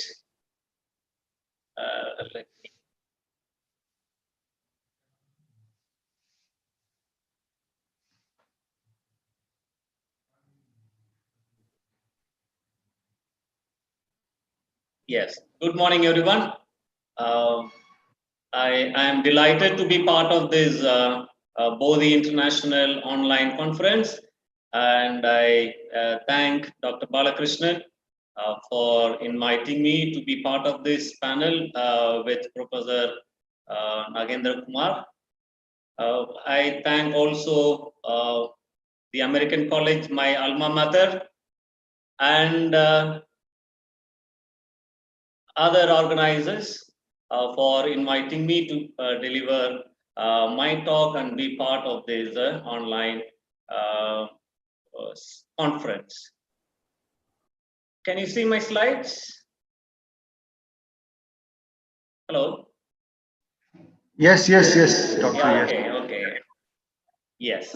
So in the coming 30 or 40 minutes, I would like to discuss on the relevance of traditional methods and tools to emerging trends in language teaching. So let me first put ourselves in perspective. Before that, I would like to discuss with you the order in which I will be taking this particular presentation. I'll put our focus in perspective on this particular topic and then present several traditional methods and tools which have their elements in emerging trends in ELT or ELL. And finally, like I will give certain teaching aids and teaching materials which are very common from the traditional mode of teaching to the modern mode and to the emerging trends as well. And then I will conclude with some remarks on whatever I have done. Now, we live in special times. This has been stressed upon by our speakers from yesterday onwards. These are exceptional times, I agree, but it is not going to be the case forever. We need to realize that there would be life after this, and the methods used for teaching language will always continue to grow, and these methods that I'm going to present, the traditional methods, and I'm going to link them to the emerging trends, would show that there is nothing new under the sun. So that would be my point of argument. Like we have to realize that whatever type of development we have, there it would always be built on what was already existing. Of course, some things might be rejected, but a lot of these elements will continue based on the various developments. And we most of the time put our focus on technology, like how this particular internet boom has actually given a lot of scope for online teaching and all that. But we should realize that this is only just another tool. There are several ways in which language, literature, and culture are all distributed or taught to students, and students can learn in various ways, not just by the online mode only. So I would actually jump from the traditional to the emerging trends, because that is something that we need to be aware of. The emerging trends doesn't mean that all these trends started just with this COVID situation. No, these trends that I'm going to talk about started a few years early, like at least 4 or 5 years early. And even these LMS platforms we have, online teaching platforms, as Dr. Nagendra Kumar was referring to, they were already there. Like when I came to Jazan University in 2011, we already started using a type of LMS like Jump. And currently we are using Blackboard. We had it even before the COVID situation. Teachers were encouraged to use the online platform, but many didn't use it. But it became really handy when this particular special exceptional situation arose. So we have to remember that no language teaching can be just set to one particular trend alone. We as teachers, we have to realize that we need to take in a lot of things that is readily available. We need to kind of mix together the traditional, the modern, and the emerging, so that we are able to really be effective in our teaching, and the students also could really learn in a really good way. So the traditional methods were actually very kind of conservative methods. There were a lot of real strong rules based on that. You need to do only this, and that is the way things are done. So they were very fixed on certain kind of rules, and the teachers were always trying to use one method or the other. And when this happened, especially towards the end of the 20th century and towards the beginning of the 21st century, there came a movement called the post-method pedagogy, propounded by Kumara Vadivelu and several others. They said there is no method. There should be no method. Like, it doesn't mean that we have to do away with method. You can't go into a classroom saying that in this particular class, I'm going to use only this method and the students are going to gain from it. They said that you should never go into a classroom with this side or this kind of mindset. So they proposed like every teacher should consider 3 particular parameters. And they said that they should think of particularity, what can really enrich this particular group of students living in a particular place, having a particular culture, having a particular situation, having a particular language. How can they gain from this particular class? So they have to think of that and then see how it can be practical. So the second parameter is practicality of what you're going to teach. And the third one is possibility. How is it going to be useful in real life situation? So they said this is what should define what type of method or methods you are going to use in a classroom. So after this particular movement, although it didn't pick up so much because it is too idealistic, even the propounders of this particular pedagogy couldn't really establish it in their own institutions, because it can be really taxing on the part of the teacher to really prepare for this type of pedagogy. But it actually brought in a kind of change in the attitudes of how teachers should take their class. And they realized that we need to have lots of multi-methods in the classroom. There is no kind of fixed method with which you can enter the class. You have to realize what type of students there are, what is their mindset at the time of the class, and accordingly be flexible in your methods. So that has really brought in a lot of changes in the way language is being taught currently.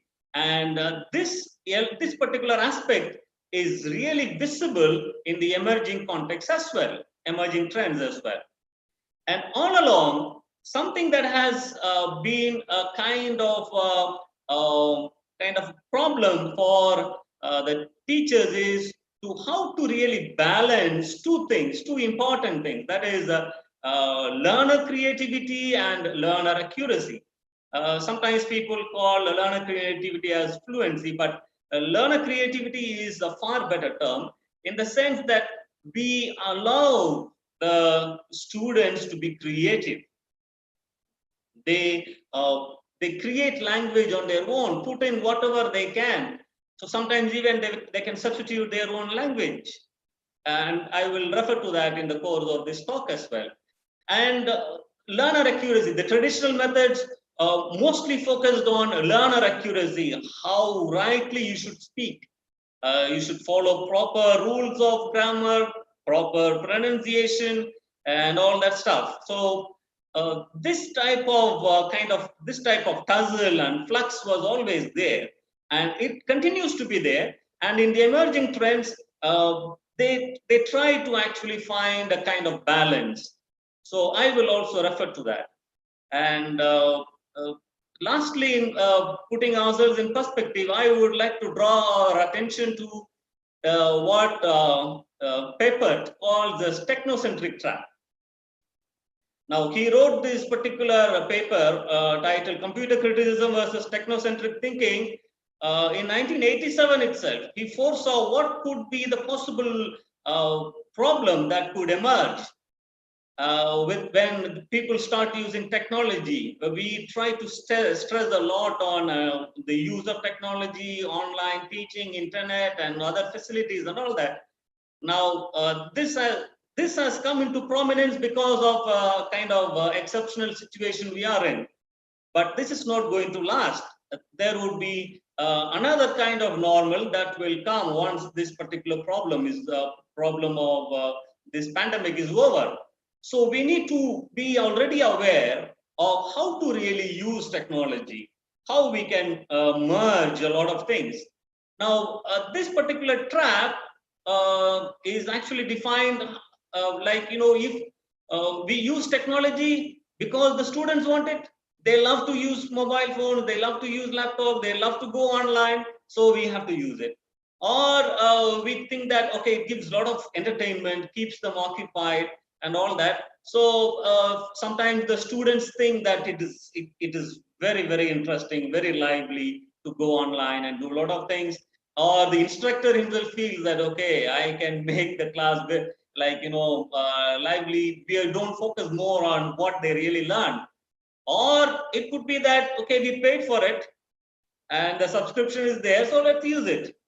So these are three possibilities that could really chain us to tech. So we need to really be careful. So with this kind of perspective, I would like to move on to certain traditional methods methods and the tools they use in teaching and learning language.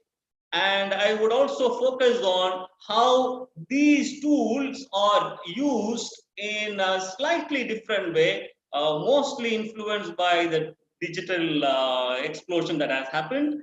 So I will try to kind of notify to all of us how these elements are found in these emerging trends as well.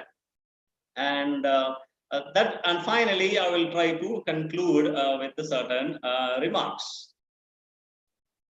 So one of the most popular and common methods that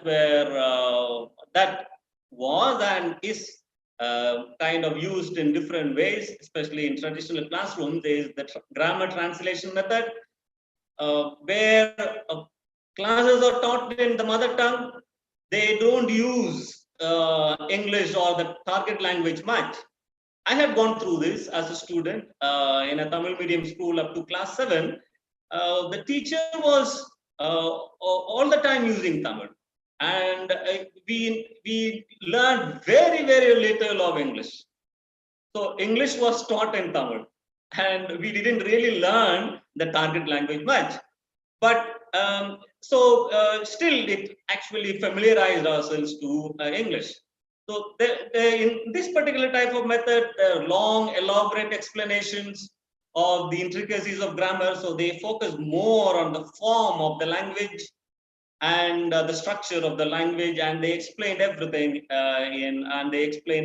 in the mother tongue. So they don't pay attention to the context of the text, or they treat all exercises as grammar exercises, and they don't pay much attention to pronunciation. So some of the tools that this particular method use are use words in sentences, like, they give some words, you have to write sentences or fill in some gaps, or do some composition exercises, or have reading comprehension with some questions and answers and all that. So these type of tools were used in a grammar translation method. This particular method and its elements are found in certain emerging trends, like we have blended learning and flipped classroom. Maybe we are familiar with them, but I will briefly explain to you what blended learning is. Blended learning is that classes are taught in a traditional classroom, in a brick and mortar setting. So concepts are explained to the teacher, and activities are given to the students online. So they can go back and then try to do lots of activities to really practice what they learned in the classroom. That's blended learning. Flipped classroom is just the reverse of blended learning, wherein the students watch a video of the teacher or some materials connected to the topic. They learn concepts online and then come to the classroom to have practice activities. They do a lot of activities there and then try to learn in the classroom through practice, and the student and the teacher is there like a mentor helping the students. So in this particular type of trend that is emerging, grammar translation method is used to a certain degree. So they try to use try to teach the student the form and structure of the language. They try to bring in the mother tongue to explain things better. But there is always the limited use of the mother tongue, not so much like in the grammar translation method. And the second one is multiliteracies and translanguaging, and it is coming up in a big way. Like in this particular type of trend, what they want the students to do is to use their mother tongue wherever possible. Earlier, it was like a kind of technique. Some of us might be aware of it, like, code switching, wherein you don't know the word for a particular thing or a concept in the target language, like English. You can just substitute the relevant word from your mother tongue. And usually children do that in a multicultural setting where kids learn English and other languages, and they have a different mother tongue. They freely substitute. So that's called translanguaging. Languaging. So we can observe these kind of examples in our own family settings. Even my 5-year-old daughter, she was showing me around the garden last week, the little garden that we have at home. So she was telling me that she was trying to show that she knows English. So there were a lot of mistakes, but she said, like, this is hibiscus, this is Goa, and this is she didn't know the word for cactus, so she said this is a katralai. So that's what students do, like, they do translanguaging naturally. And grammar translation methods element of using the native the mother tongue is also found there in this particular emerging trend. And then we have English as lingua franca. Here, the focus is on learning English as an international language. Here, they don't focus on the accent or the pronunciation. What they focus on is how well you are able to acquire the target language and not worry about the pronunciation. Do what comes naturally to you. And that this particular element of being natural and be free to use your own mother tongue is actually taken from this particular traditional method of grammar and translation. So the emerging trend, these three emerging trends use some elements of a grammar translation method as well. Then we have the direct method, just the opposite, in contrast to the grammar translation method. Here, they say that you need to focus on native-like pronunciation, like the target language. So there will be a lot of pantomiming, like the teachers acting out, like especially in the primary schools. Okay, they act out a lot of things to engage the students and to explain concepts, or they bring in a lot of real-life objects. This is done for both in the primary setting and also in teaching language to adults. Lots of real life objects are brought, visual materials are there, and concepts are explained by association of ideas. And grammar is not taught through explaining form and structure and all that. It is the approach is like they need to discover language by reading a lot of text and listening to a lot of audio scripts. So that is the inductive approach. The students try to discover the form of the language by these materials that are available. So some of the tools that are used in the direct method are reading aloud, question answer exercises, fill in the blank exercise. So this is what is used, and this is in direct contrast to what grammar translation method advocated. And I went through this kind of a thing, like in after class 7 I had to shift to English medium school, and there everything was in English. We even had a Tamil teacher who taught Tamil in English. So that was the kind of experience. So suddenly thrown there, and then we had to keep up with this. So this type of traditional methods are were used, and they are also used in schools around the world. Now, in the emerging trends like blended learning and flipped classroom, they use this particular traditional method to a certain extent. They bring in. They don't overemphasize on grammar translation method only. They also say that we need to focus on learning, making students learn by themselves. And then there is embodied learning, where the embodied learning is such that it's kind of a total response method, which I will be talking about later. Here in embodied learning, the student is fully involved.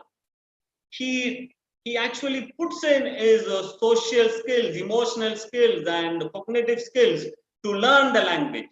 So he is there trying to find out a lot of things by discovering.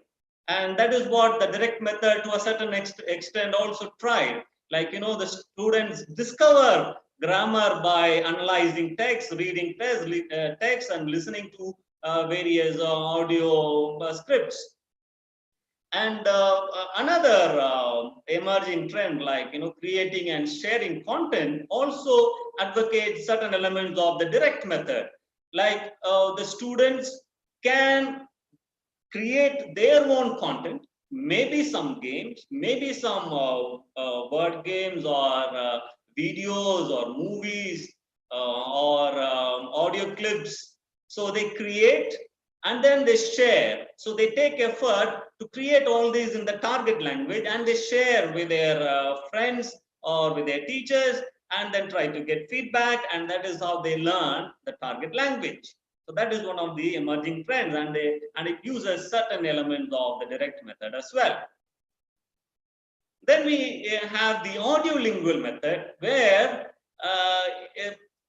you find that speech is given more importance than the written form. It says that speech is the most basic thing to any target language. If you notice, people who learn language when they visit a new country, because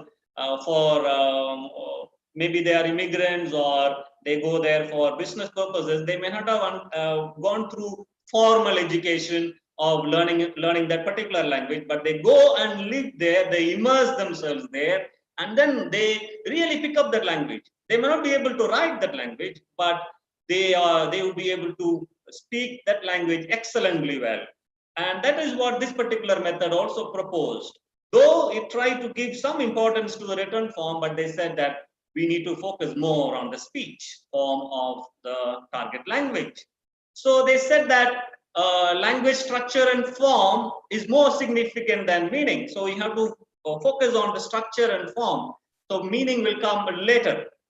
So they say that elements in a language are structured, and people should listen to that particular structure and then use that in a speech. So they also focused on the cultural traits of the target language, how language is used in a particular cultural setting of the target language. So, for example, if you are learning British language, there are certain words or expressions that are unique to the British culture, and they are different when it comes to the American culture or the Australian culture. So all of them are native English countries, but they have their own cultural traits. So we need to focus on that as well. And this particular method stressed on listening and speaking skills. And some of the tools they used were transposition drill. Like, for example, a teacher says like, I don't like to drive a car. The student replies, neither do I. So when in this, a new word is used by the student, neither, and then he is able to rearrange the sentence structure. Like he says, instead of saying neither I am, he says neither am I. So he is able to do that. That is called the transposition skill. And then transformation, like, you know, the teacher says like, you know, I love football. The student can say, I do not love football. So he tries to give the negative form of the particular sentence or the particular word form. So that is an example of transformation. And then dialogue completion drill, like they are given lots of conversations with gaps, and the learner has to fill in those gaps. So that is called the dialogue completion drill. So these type of tools were used by the audiolingual method. And this particular method is used or employed, these elements are employed in the emerging trends as well, like, you know, blended learning and flipped classroom. I already explained what they are, and then embodied learning as well.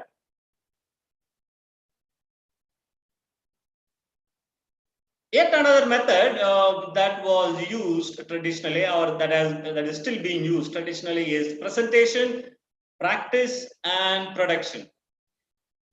This is used in many of the task-based approaches and content-based approaches in classrooms, in traditional classrooms.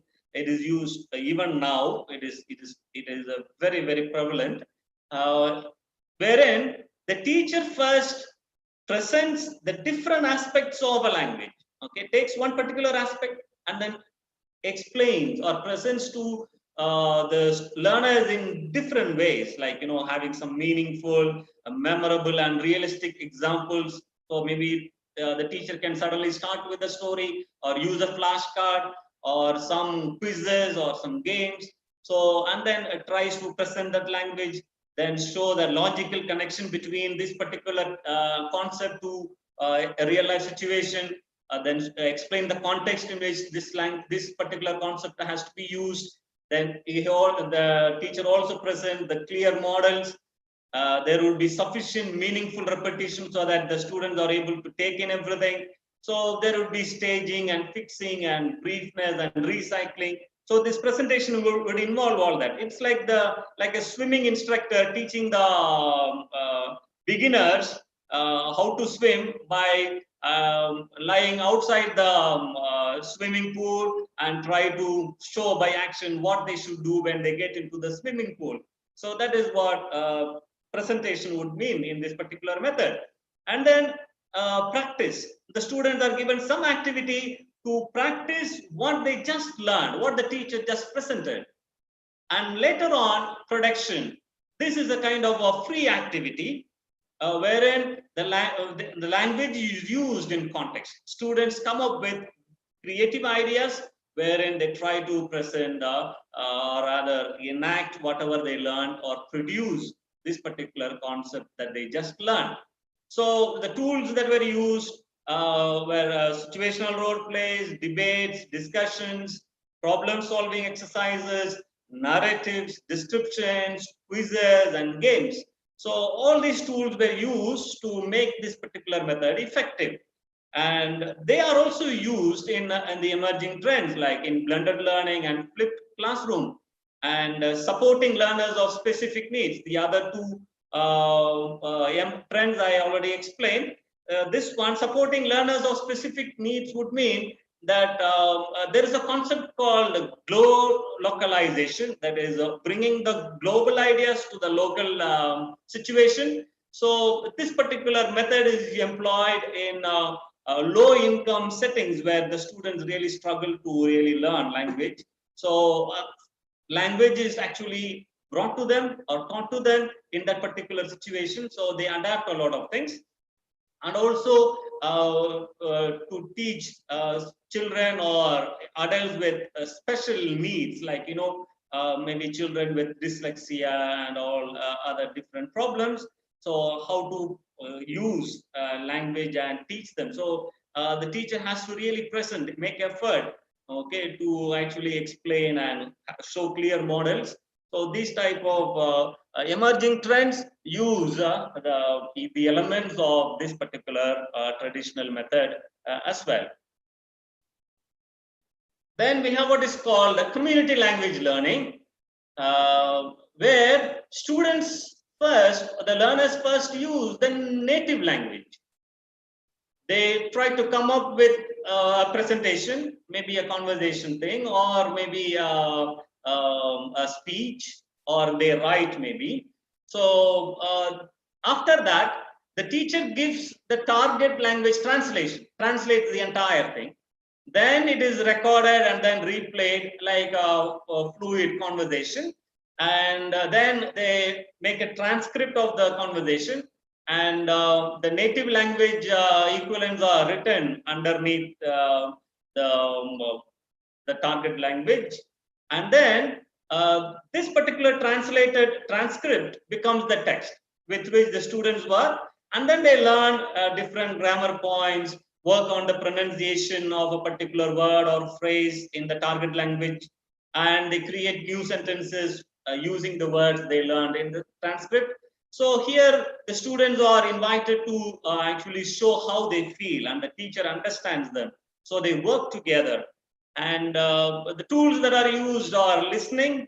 They listen to the teacher, they listen to different audio scripts, and they involve themselves in free conversation, and they do group work. And these particular methods, elements, as well as tools are used in emerging trends, like supporting learners of specific needs and multiliteracies and translanguaging trends. They use certain elements of this particular traditional method. Then the next method is total physical response. I referred to it earlier as well when I talked about embodied learning. The student is fully involved. They expect the student to really jump into the particular activity or learning environment and try to pick up different aspects of the target language. So there is a coordination of action and speech, okay, that facilitates the language learning. So grammar is taught inductively. That means students discover the different aspects of the language. So meaning is more important than the form. Then they wait for speaking they keep speaking to a later stage. So they try to develop comprehension skills first, and then they try to create a stress-free environment or as less stress as possible in the classroom, so that the students can freely express themselves. So the teacher is there as a central figure, and then tries to use appropriate commands to introduce vocabulary and structure whenever needed. And the learner is a listener and a performer. He gets involved and then acts according to the command individually or as a group. Then learning is maximized in this particular type of method in a stress-free environment. The tools that are used are total physical response to an activity like a game, storytelling or drama activities. So the elements are used in emerging trends like embodied learning. I already referred to it. Embodied learning is really closely similar to total physical response. Then gamification. Gamification is like, the students or the learners play games online. They interact with others. They create situations. They negotiate a lot of things between learners from different parts of the world. And my particular experience has been like living here in Saudi Arabia. We used to find like some students who are really good in speaking. They learned in an Arabic medium school, but they are very good in English speaking. So when we ask them how they learn English, they always say that they learned it through playing games. They were able to talk to different people from around the world, and they picked up language. Their written English is not so good, but they are able to speak well because they picked up their language through games. Hello. Yes. So, and then another trend that takes the elements of total physical response is mobile learning. Even famous universities like Cambridge and Oxford, they have come up with their own forms of mobile learning, wherein they actually give a lot of digital flashcards, different online word games, and different online features for students to discover language. So that is coming up in a big way. That is one of the emerging trends, wherein the students are fully involved. They put all their emotional, social, and cognitive skills to learn the language. So these three interesting emerging trends use the elements of total physical response, which is a traditional method. Then suggestopedia. Suggestopedia would refer to the importance given to music, which actually makes the students feel relaxed, control all other outward distractions. So whatever distraction that could distract the student, it actually becomes submerged, and then the students are able to focus on what is being done in class. So arrangement of the classroom is important. The classroom arrangement has to make the student feel comfortable and relaxed. The musical rhythm, especially the Baroque music, like the music composed by Mozart, so makes the students to feel comfortable. It becomes soothing, so they are able to focus on what is being learned in the class.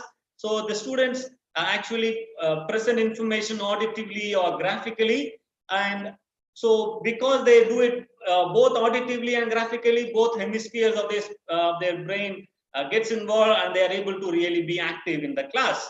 So that is what Suggestopedia tries to do. And some of the tools that Suggestopedia used are text presentation. They present the text. They focus on imitation of language and question and answers. And these particular elements and tools are found again in mobile learning, which I talked about recently, just a while ago, and creating and sharing content. Then we come to the silent way. Here, learning is regarded as problem solving. So the students are engaged in solving problems, discovering things. They need to be creative, and they need to discover by doing certain activities. They discover different aspects and concepts of the target language by doing, by problem solving. So there would be physical objects which actually provide focus for the students so that they can learn, and there would be memorable images that would facilitate them to actually make a connect so that the students can recall later on. So this is how the silent way actually teaches or rather makes learning interesting for the students. So it is facilitated by involving the students and letting them solve the problems on their own with the help of different materials that are provided. So you have tools like word chart, where the students look at different words and the chart they need to fill in similar words or use those words in context, or the fiddle charts where you have the words and the pronunciation parts, and then they try to put them together. So fiddle charts are mostly used to learn pronunciation. And then rods, colorful rods with different word forms, like there can be words, there can be prepositions and nouns and adjectives and adverbs written in different rods on different sides of the rods. The students are asked to combine these different rods to make sentences. So that is how they discover language.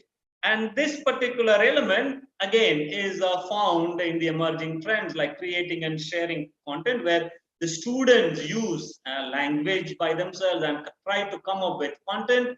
And then in mobile learning, which I actually talked about a little while ago, and gamification, where students get themselves involved in playing games and creating games. Then we have the natural approach. This again is an approach which every human being follows, even to learn his or her own native language, the mother tongue itself. If you actually closely watch children, this is how they learn the language. So they first listen. That is the pre-production stage, where they listen to the language. And later on, there is the early pre-production stage. After the pre-production stage, there is the early production stage, where they try to use language, but there will be a lot of errors. And that is what children do when they learn the language. And then the last stage, wherein they are able to produce a language in a longer stretch.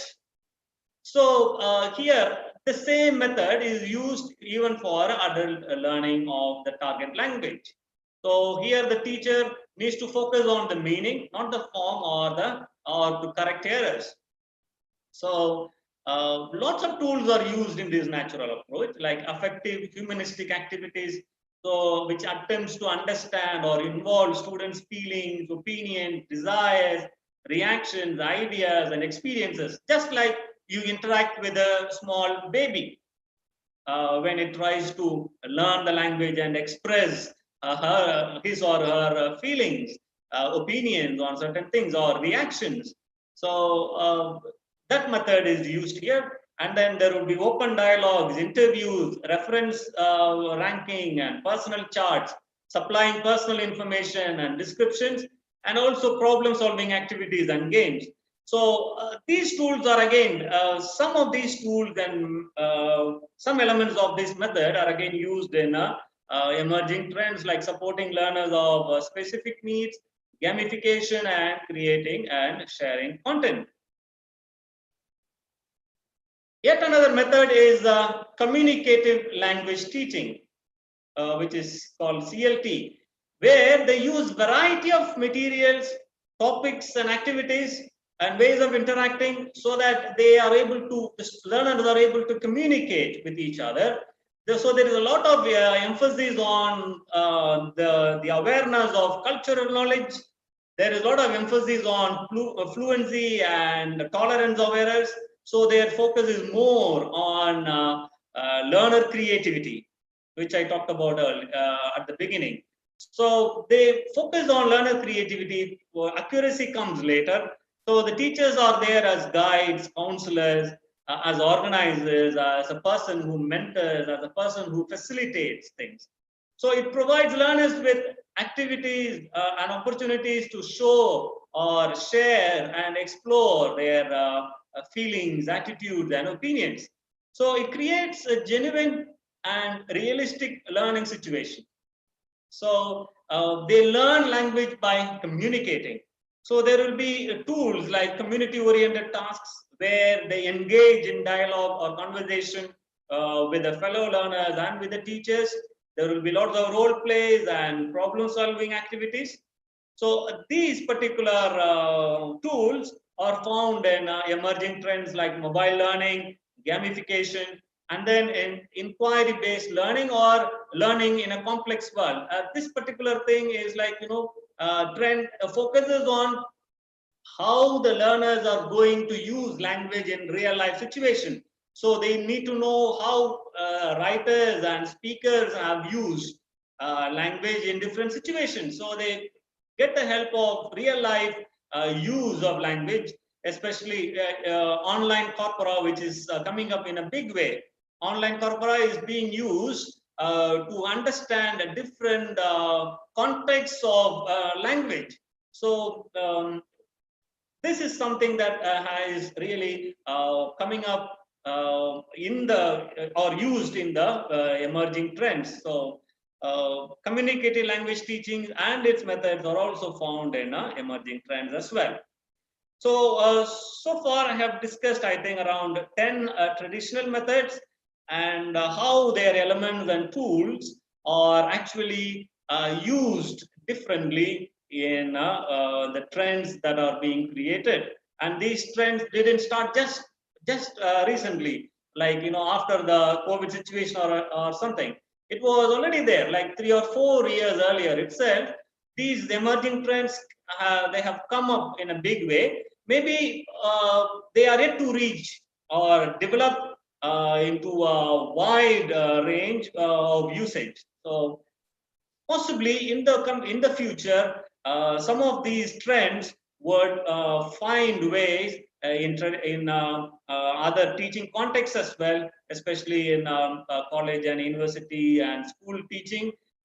Maybe we would be using these emerging trends. Now, as you might have noticed, all emerging trends are not digital. Of course, some of them are, but there are other emerging trends which actually follow lots of face-to-face interaction, okay, traditional kind of setting where language can be learned and then taught. And let me quickly familiarize ourselves with some teaching aids and teaching materials that are used even now and in the emerging trends that were also there in the traditional language teaching. So some of them are specific to modern and emerging trends, but lots of them are only kind of digital versions of the traditional tools and aids and materials. So you have non-electronic teaching aids like blackboards and chalkboards, flipboards, slates, photos, and telescopes. You have electronic aids like LMS. Dr. Nagendra Kumar spoke about it. Like you have Blackboard. We use Blackboard in our university, wherein it is just used like a chalkboard. Actually, the teacher can write, okay, using the laptop or using the touchpad, and the students also can write on that particular blackboard. There is a kind of provision even for that, just like a traditional classroom. Then you have Moodle, Canvas, and EduHub. Then PowerPoint slideshows, videos, augmented reality or virtual reality goggles, AV room equipment. Then with regard to auditory, for listening, you have radios, tape recorders, CD players. These were actually used in lots of traditional contexts of teaching. Then you have visual, slides, projectors, digital screens, audio visual, you have YouTube content. This is something that has come in the contemporary era, and it is very much used in the emerging trends as well. You have YouTube content, TED Talks, live streams. We are having a live stream right now, and you have documentaries. Then audio-visual and tactile, that is a physical experience. So you have 3D models, plans, logs, and field visits. And you have, coming to the traditional material that are being used, you have lectures, we are already familiar. We have talks, writings, project rubrics, guidelines, textbook primers, reference books, extra readings, and all that. Then you have the digital media, videos, photos, presentations, which can be used in a traditional classroom as well as in an online classroom. Then you have open resources, expert blogs, open source journals, databases. Then you have testing resources. We have standardized tests where the students come, sit and write on pen and paper. Then you have classroom assignments, online submissions, which are very common these days, quizzes, essays, and collaborative projects. So these are some of the teaching materials that some of which were always there, like in a traditional classroom, and they have actually transferred into a kind of a digitalized versions in the current setting and in the emerging trends as well. So to conclude, let me quickly make a few remarks. Now, just like languages evolve, teaching and learning practices, it doesn't matter whether you teach language or literature or culture, they also change. The way you teach and learn the particular language also changes. So we need to keep up with this evolution. That is how languages live, and also that is how this teaching and learning experiences become lively, and they become more and more closer to the particular learner because they are able to connect with that particular practice. So we have to remember at the same time that the traditional, the contemporary, or the modern and the emerging trends, they are not dichotomous. You can't say that we throw away this method, traditional method, this modern method is only applicable now, and the emerging trends are only for the future. We can't just separate them. Actually, they are building on one over the other. And we have to remember, let me quickly finish here. We have to remember Dr. Rafael, yes, Doctor. Sorry to interrupt. Please conclude because organizers are asking me to conclude it by as soon as possible. Yeah, just 2 minutes, please. Thank you. Thank you. So we have to remember that there is no single method.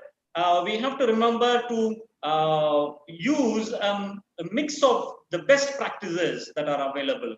And we have to also be cautious and be judicious in the use of technology.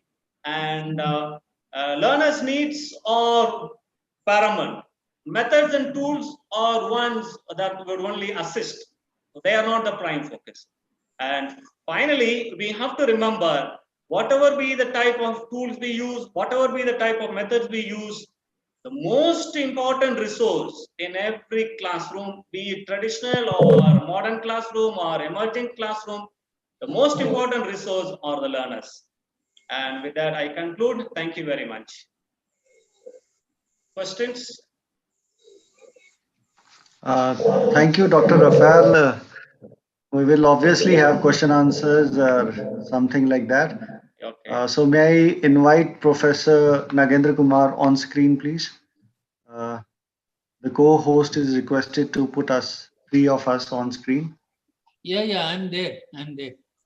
Oh, okay. Thank you so much, sir. So thank you so much, Dr. Rafael, for your energetic talk. Thank you, sir. And we understand your passion and you require more time, but there are limitations because we have people joining us since morning and probably they are waiting for their lunch and other activities. So I was asked by the organizers to intervene and kindly request you It's all to right. Thank you. conclude your talk.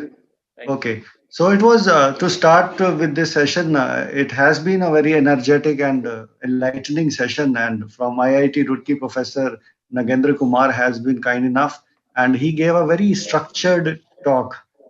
And he talked about that how he started with a very positive quotation. And the pain you feel today is the strength you feel tomorrow. For every challenge encountered, there is opportunity for the growth. He started from this. And he thankfully we had this technology before we entered into COVID period, and technology's journey started from 19th century, he stressed, and he highlighted how 1800 onwards the journey of internet was already there. It was on the track, and then he slowly started giving dose to the teachers and the students facing challenge. and started and told us that we have to remember that what should the students learn and how should they learn, because there is more of misinformation available on internet than information. And as a teacher or as a supervisor or as a parent, we have to be very much concerned about that. What are the sites, what are the platforms that the students are using, and are they getting the proper information, or are they led by the misinformation? If they are led by misinformation, that would be a tragedy.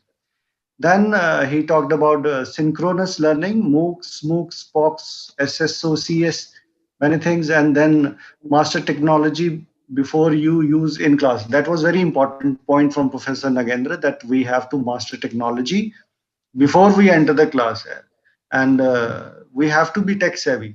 Here I invite Professor Nagendra for further clarification or further light on this issue. That, sir, as we have entered into a new education policy in India and all over the world, now the approach is hybrid sort of. You're teaching offline plus online. That is a blended learning, as Professor Dr. Rafael has said, or as a hybrid learning. So my worry is that by digitizing education or teaching, uh, human warmth is going to be casualty, or the employment of the future teachers is going to be tragedy. What is your take on this, Professor Nagendra? Yeah, thank you. Thank you very much, Dr. Rakesh. It's a very valid concern. As a teacher, I told you that, we always love going to the classes, and we always feel something, extra when we have people in person, interacting with us. We can look into the eyes of our students and can get their immediate feedback. Then again, rightly pointed out by Dr. Rafal, that in traditional classroom, there is more warmth, there is more life, and yeah, there are scopes for some kind of deviation as well. I mean, creating humor, sometimes using our own mother tongue, then using anecdotes and some real life examples. I mean, they really make our classes dynamic places. So, I mean, our concerns are certainly justified, because we have always looked at this process as a dynamic exchange of emotions. It's not only exchange of knowledge, but dynamic exchange of emotions as well, which somehow, when you are uh, sitting in front of your monitor, and most of the people are muted, and most of the people are not visible, for reasons known, because there is this real issue of internet connectivity, bandwidth, and all. So that kind of feeling somehow is not there. But yes, I mean, your concern that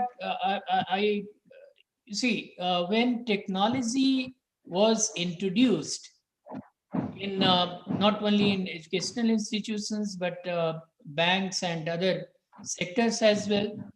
I understand, because my father was a banker and I could see his concerns. So initial reaction was that now computer will manage, and most of the people will lose their jobs. But over the years, what we have seen that computers have created more jobs rather than taking one. So obviously, I mean, I believe that they will require more teachers, but then the roles will change. So I don't think this will take away our jobs, but then we will certainly require different orientation and different skill sets in order to keep ourselves afloat. And I also strongly agree to what Dr. Rafael pointed out, that hybrid model will work the best. So it will satisfy our need for physical interaction, and at the same time, it will also help us optimize the whole process by integration of technology. Having said that, the points that I made, and I'm again reiterating them. Everybody is not, fortunate enough to go to higher education. And that is a case in point even in the most developed countries. If you take the data of US, you will find that the dropout rate only after school is very high.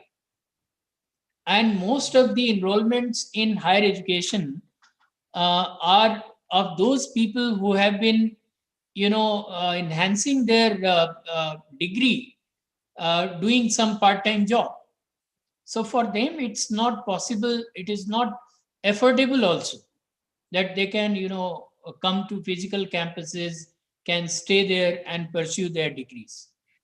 So that way, if you want education, as I said, to democratize, in India also we find that a lot of students cannot afford the best of schools, and then everybody is not fortunate to get into IITs and IIMs. Fine. So that way, these online platforms can be wonderful tools to democratize education. And even those students who are living in remote folds, they can also afford. So, Right. So that's why, to the best possible, I understand that once this COVID is over, we'll again go back to our traditional classrooms. But we will certainly be much more capable and much more skilled now that we have been exposed to technology. And whatever we have learned, will not unlearn that. Rather, we'll add to that. Right, sir. So our future classrooms will certainly be changed classrooms, much more rewarding and much more resourceful. Thank you. Thank you, sir, so much, sir. You are a very positive person, and rightly pointed out that bankers have not lost their jobs from coming to digital age, and hopefully will not be losing. And exactly.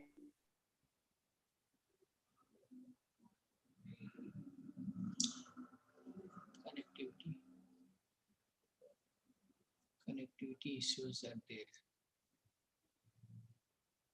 So we have.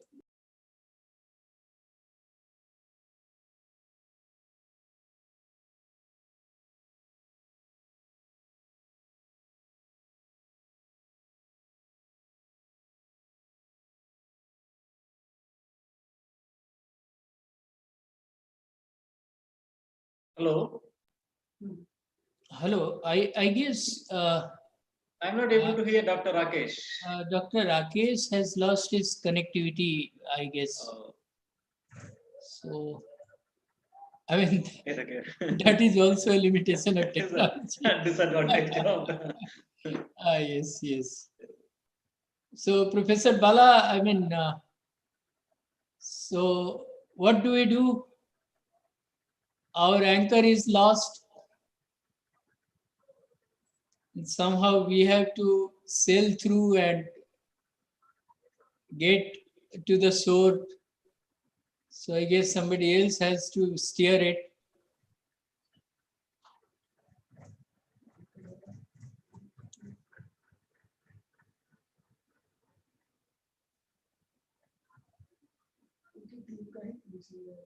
Dr. Bala, Dr. Visalakshi.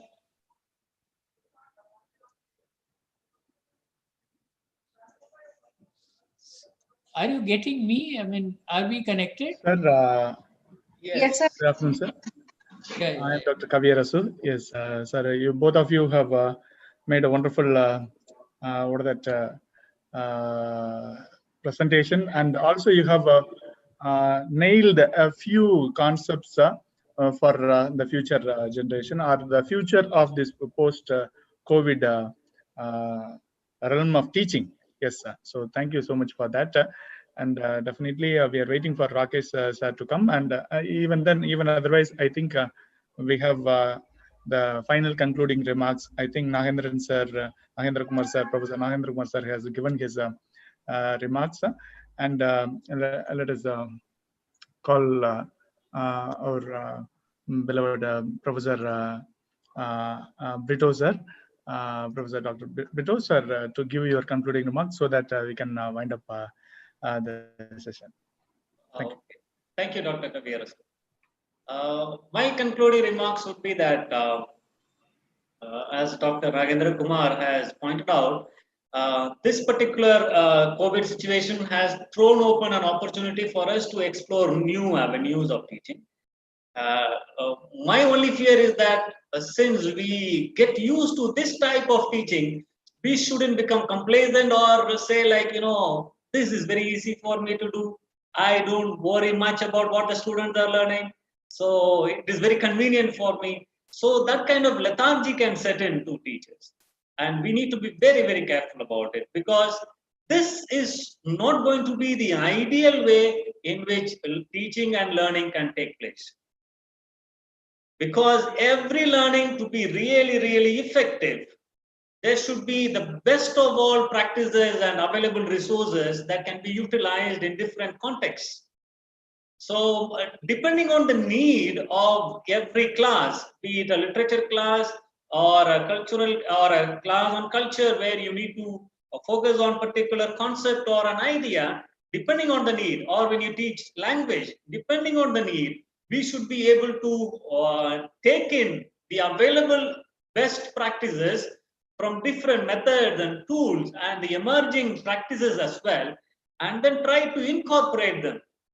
So after this COVID situation is what would actually really should actually kind of scare us in not becoming very complacent with what is already here, and then maybe this should actually enrich us to provide a kind of mix, and that would make our language teaching or literature teaching or teaching on culture to be more effective, and the students will be very, very engaged. They can discover a lot of things, and us is the emerging kind of perspective that is coming up strongly in different contexts. A teacher is no more the all-knowing authority on anything. He is more of a mentor, a guide who helps the students to discover various aspects of learning. So I think this COVID situation has actually brought in this particular awareness. We have to be really open as teachers, never think that we know everything, which is actually the traditional kind of mentality. We should not get into that. Rather, we have to look at learners as contributors, because they are actually, they are exposed to a lot more things than we as teachers are possibly exposed to. So we have to respect that, and I feel that we have to take in learners along, use the best models and best methods, best tools and the best practices that are available all over the world. We are globally connected. Just with a click of a mouse, you will come to know what is the best one to use in a particular context or a particular lesson. So that way we can make our teaching really, really effective, very lively, and very beneficial both to the learners and to ourselves. Thank you. Thank you so much, sir. And, Thank you. thank you, Rakesh sir. And you're back. Before I give the question to Rakesh sir's concluding remarks, I just I want to give my observation that, so yes, both of you have spoken the positives of this online teaching, but there is one which is a live example for us. We have here now. Technology is something we totally rely on this technology. When something goes wrong in technology, everything collapses. Okay, so definitely, so we have to build a very strong techno parks or satellites. We have to rely on these things. So thank you so much, sir. Now over to Dr. Rakesh. Thank you, Dr. Rasu, and I can't thank you much for holding the fort. And I'm sorry that I lost the connection. And it is a strange situation in Jammu and Kashmir these days, because we are having some political turbulences. And I'm having 4G connection right now, but suddenly it got blackout. So concluding the session, I just want to thank Professor Nagendra Kumar.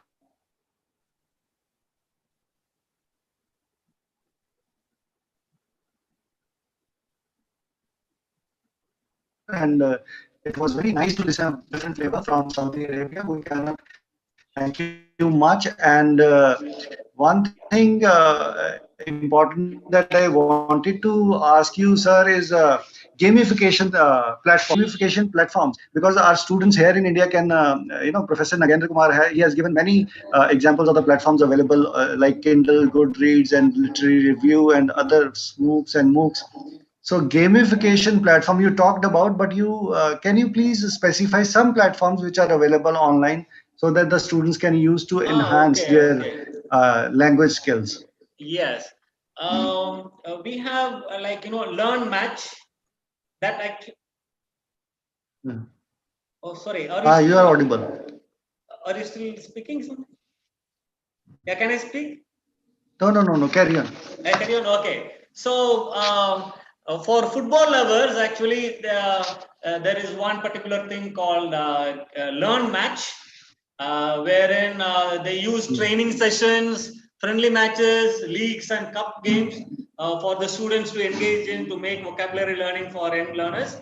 And then there is Get Set Go Phonics by Oxford University Press. That uses charts, songs, and games to develop kind of preschool children's phonological awareness. So we have another one like Ruby Ray, wherein the students actually plunge into certain kind of adventure games. So these are some of the interesting platforms. So interesting platforms that are used, and one of them is actually advocated by Oxford University Press. So it means it has a certain standard which has been set. So that is going to come in a big way in the future. Thank you, Dr. Rafael.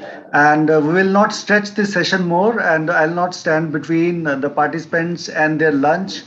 And now I hand over the session to Madam Anita Winfred. Over to you, Madam.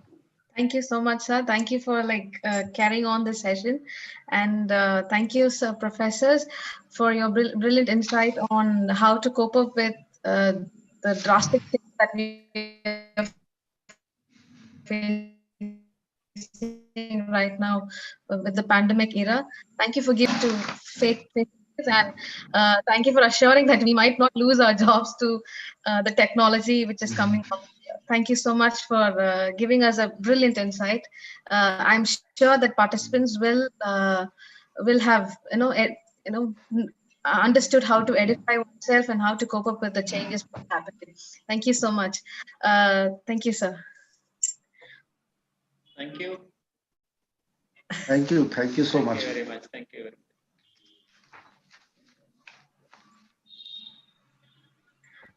Dear participants, in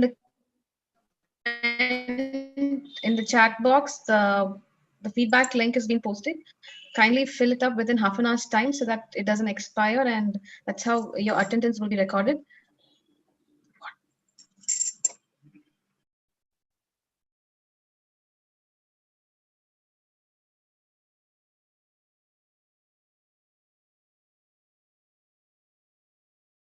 I'm sorry, it will be closed within 1 hour's time. So kindly fill up the feedback form as early as possible.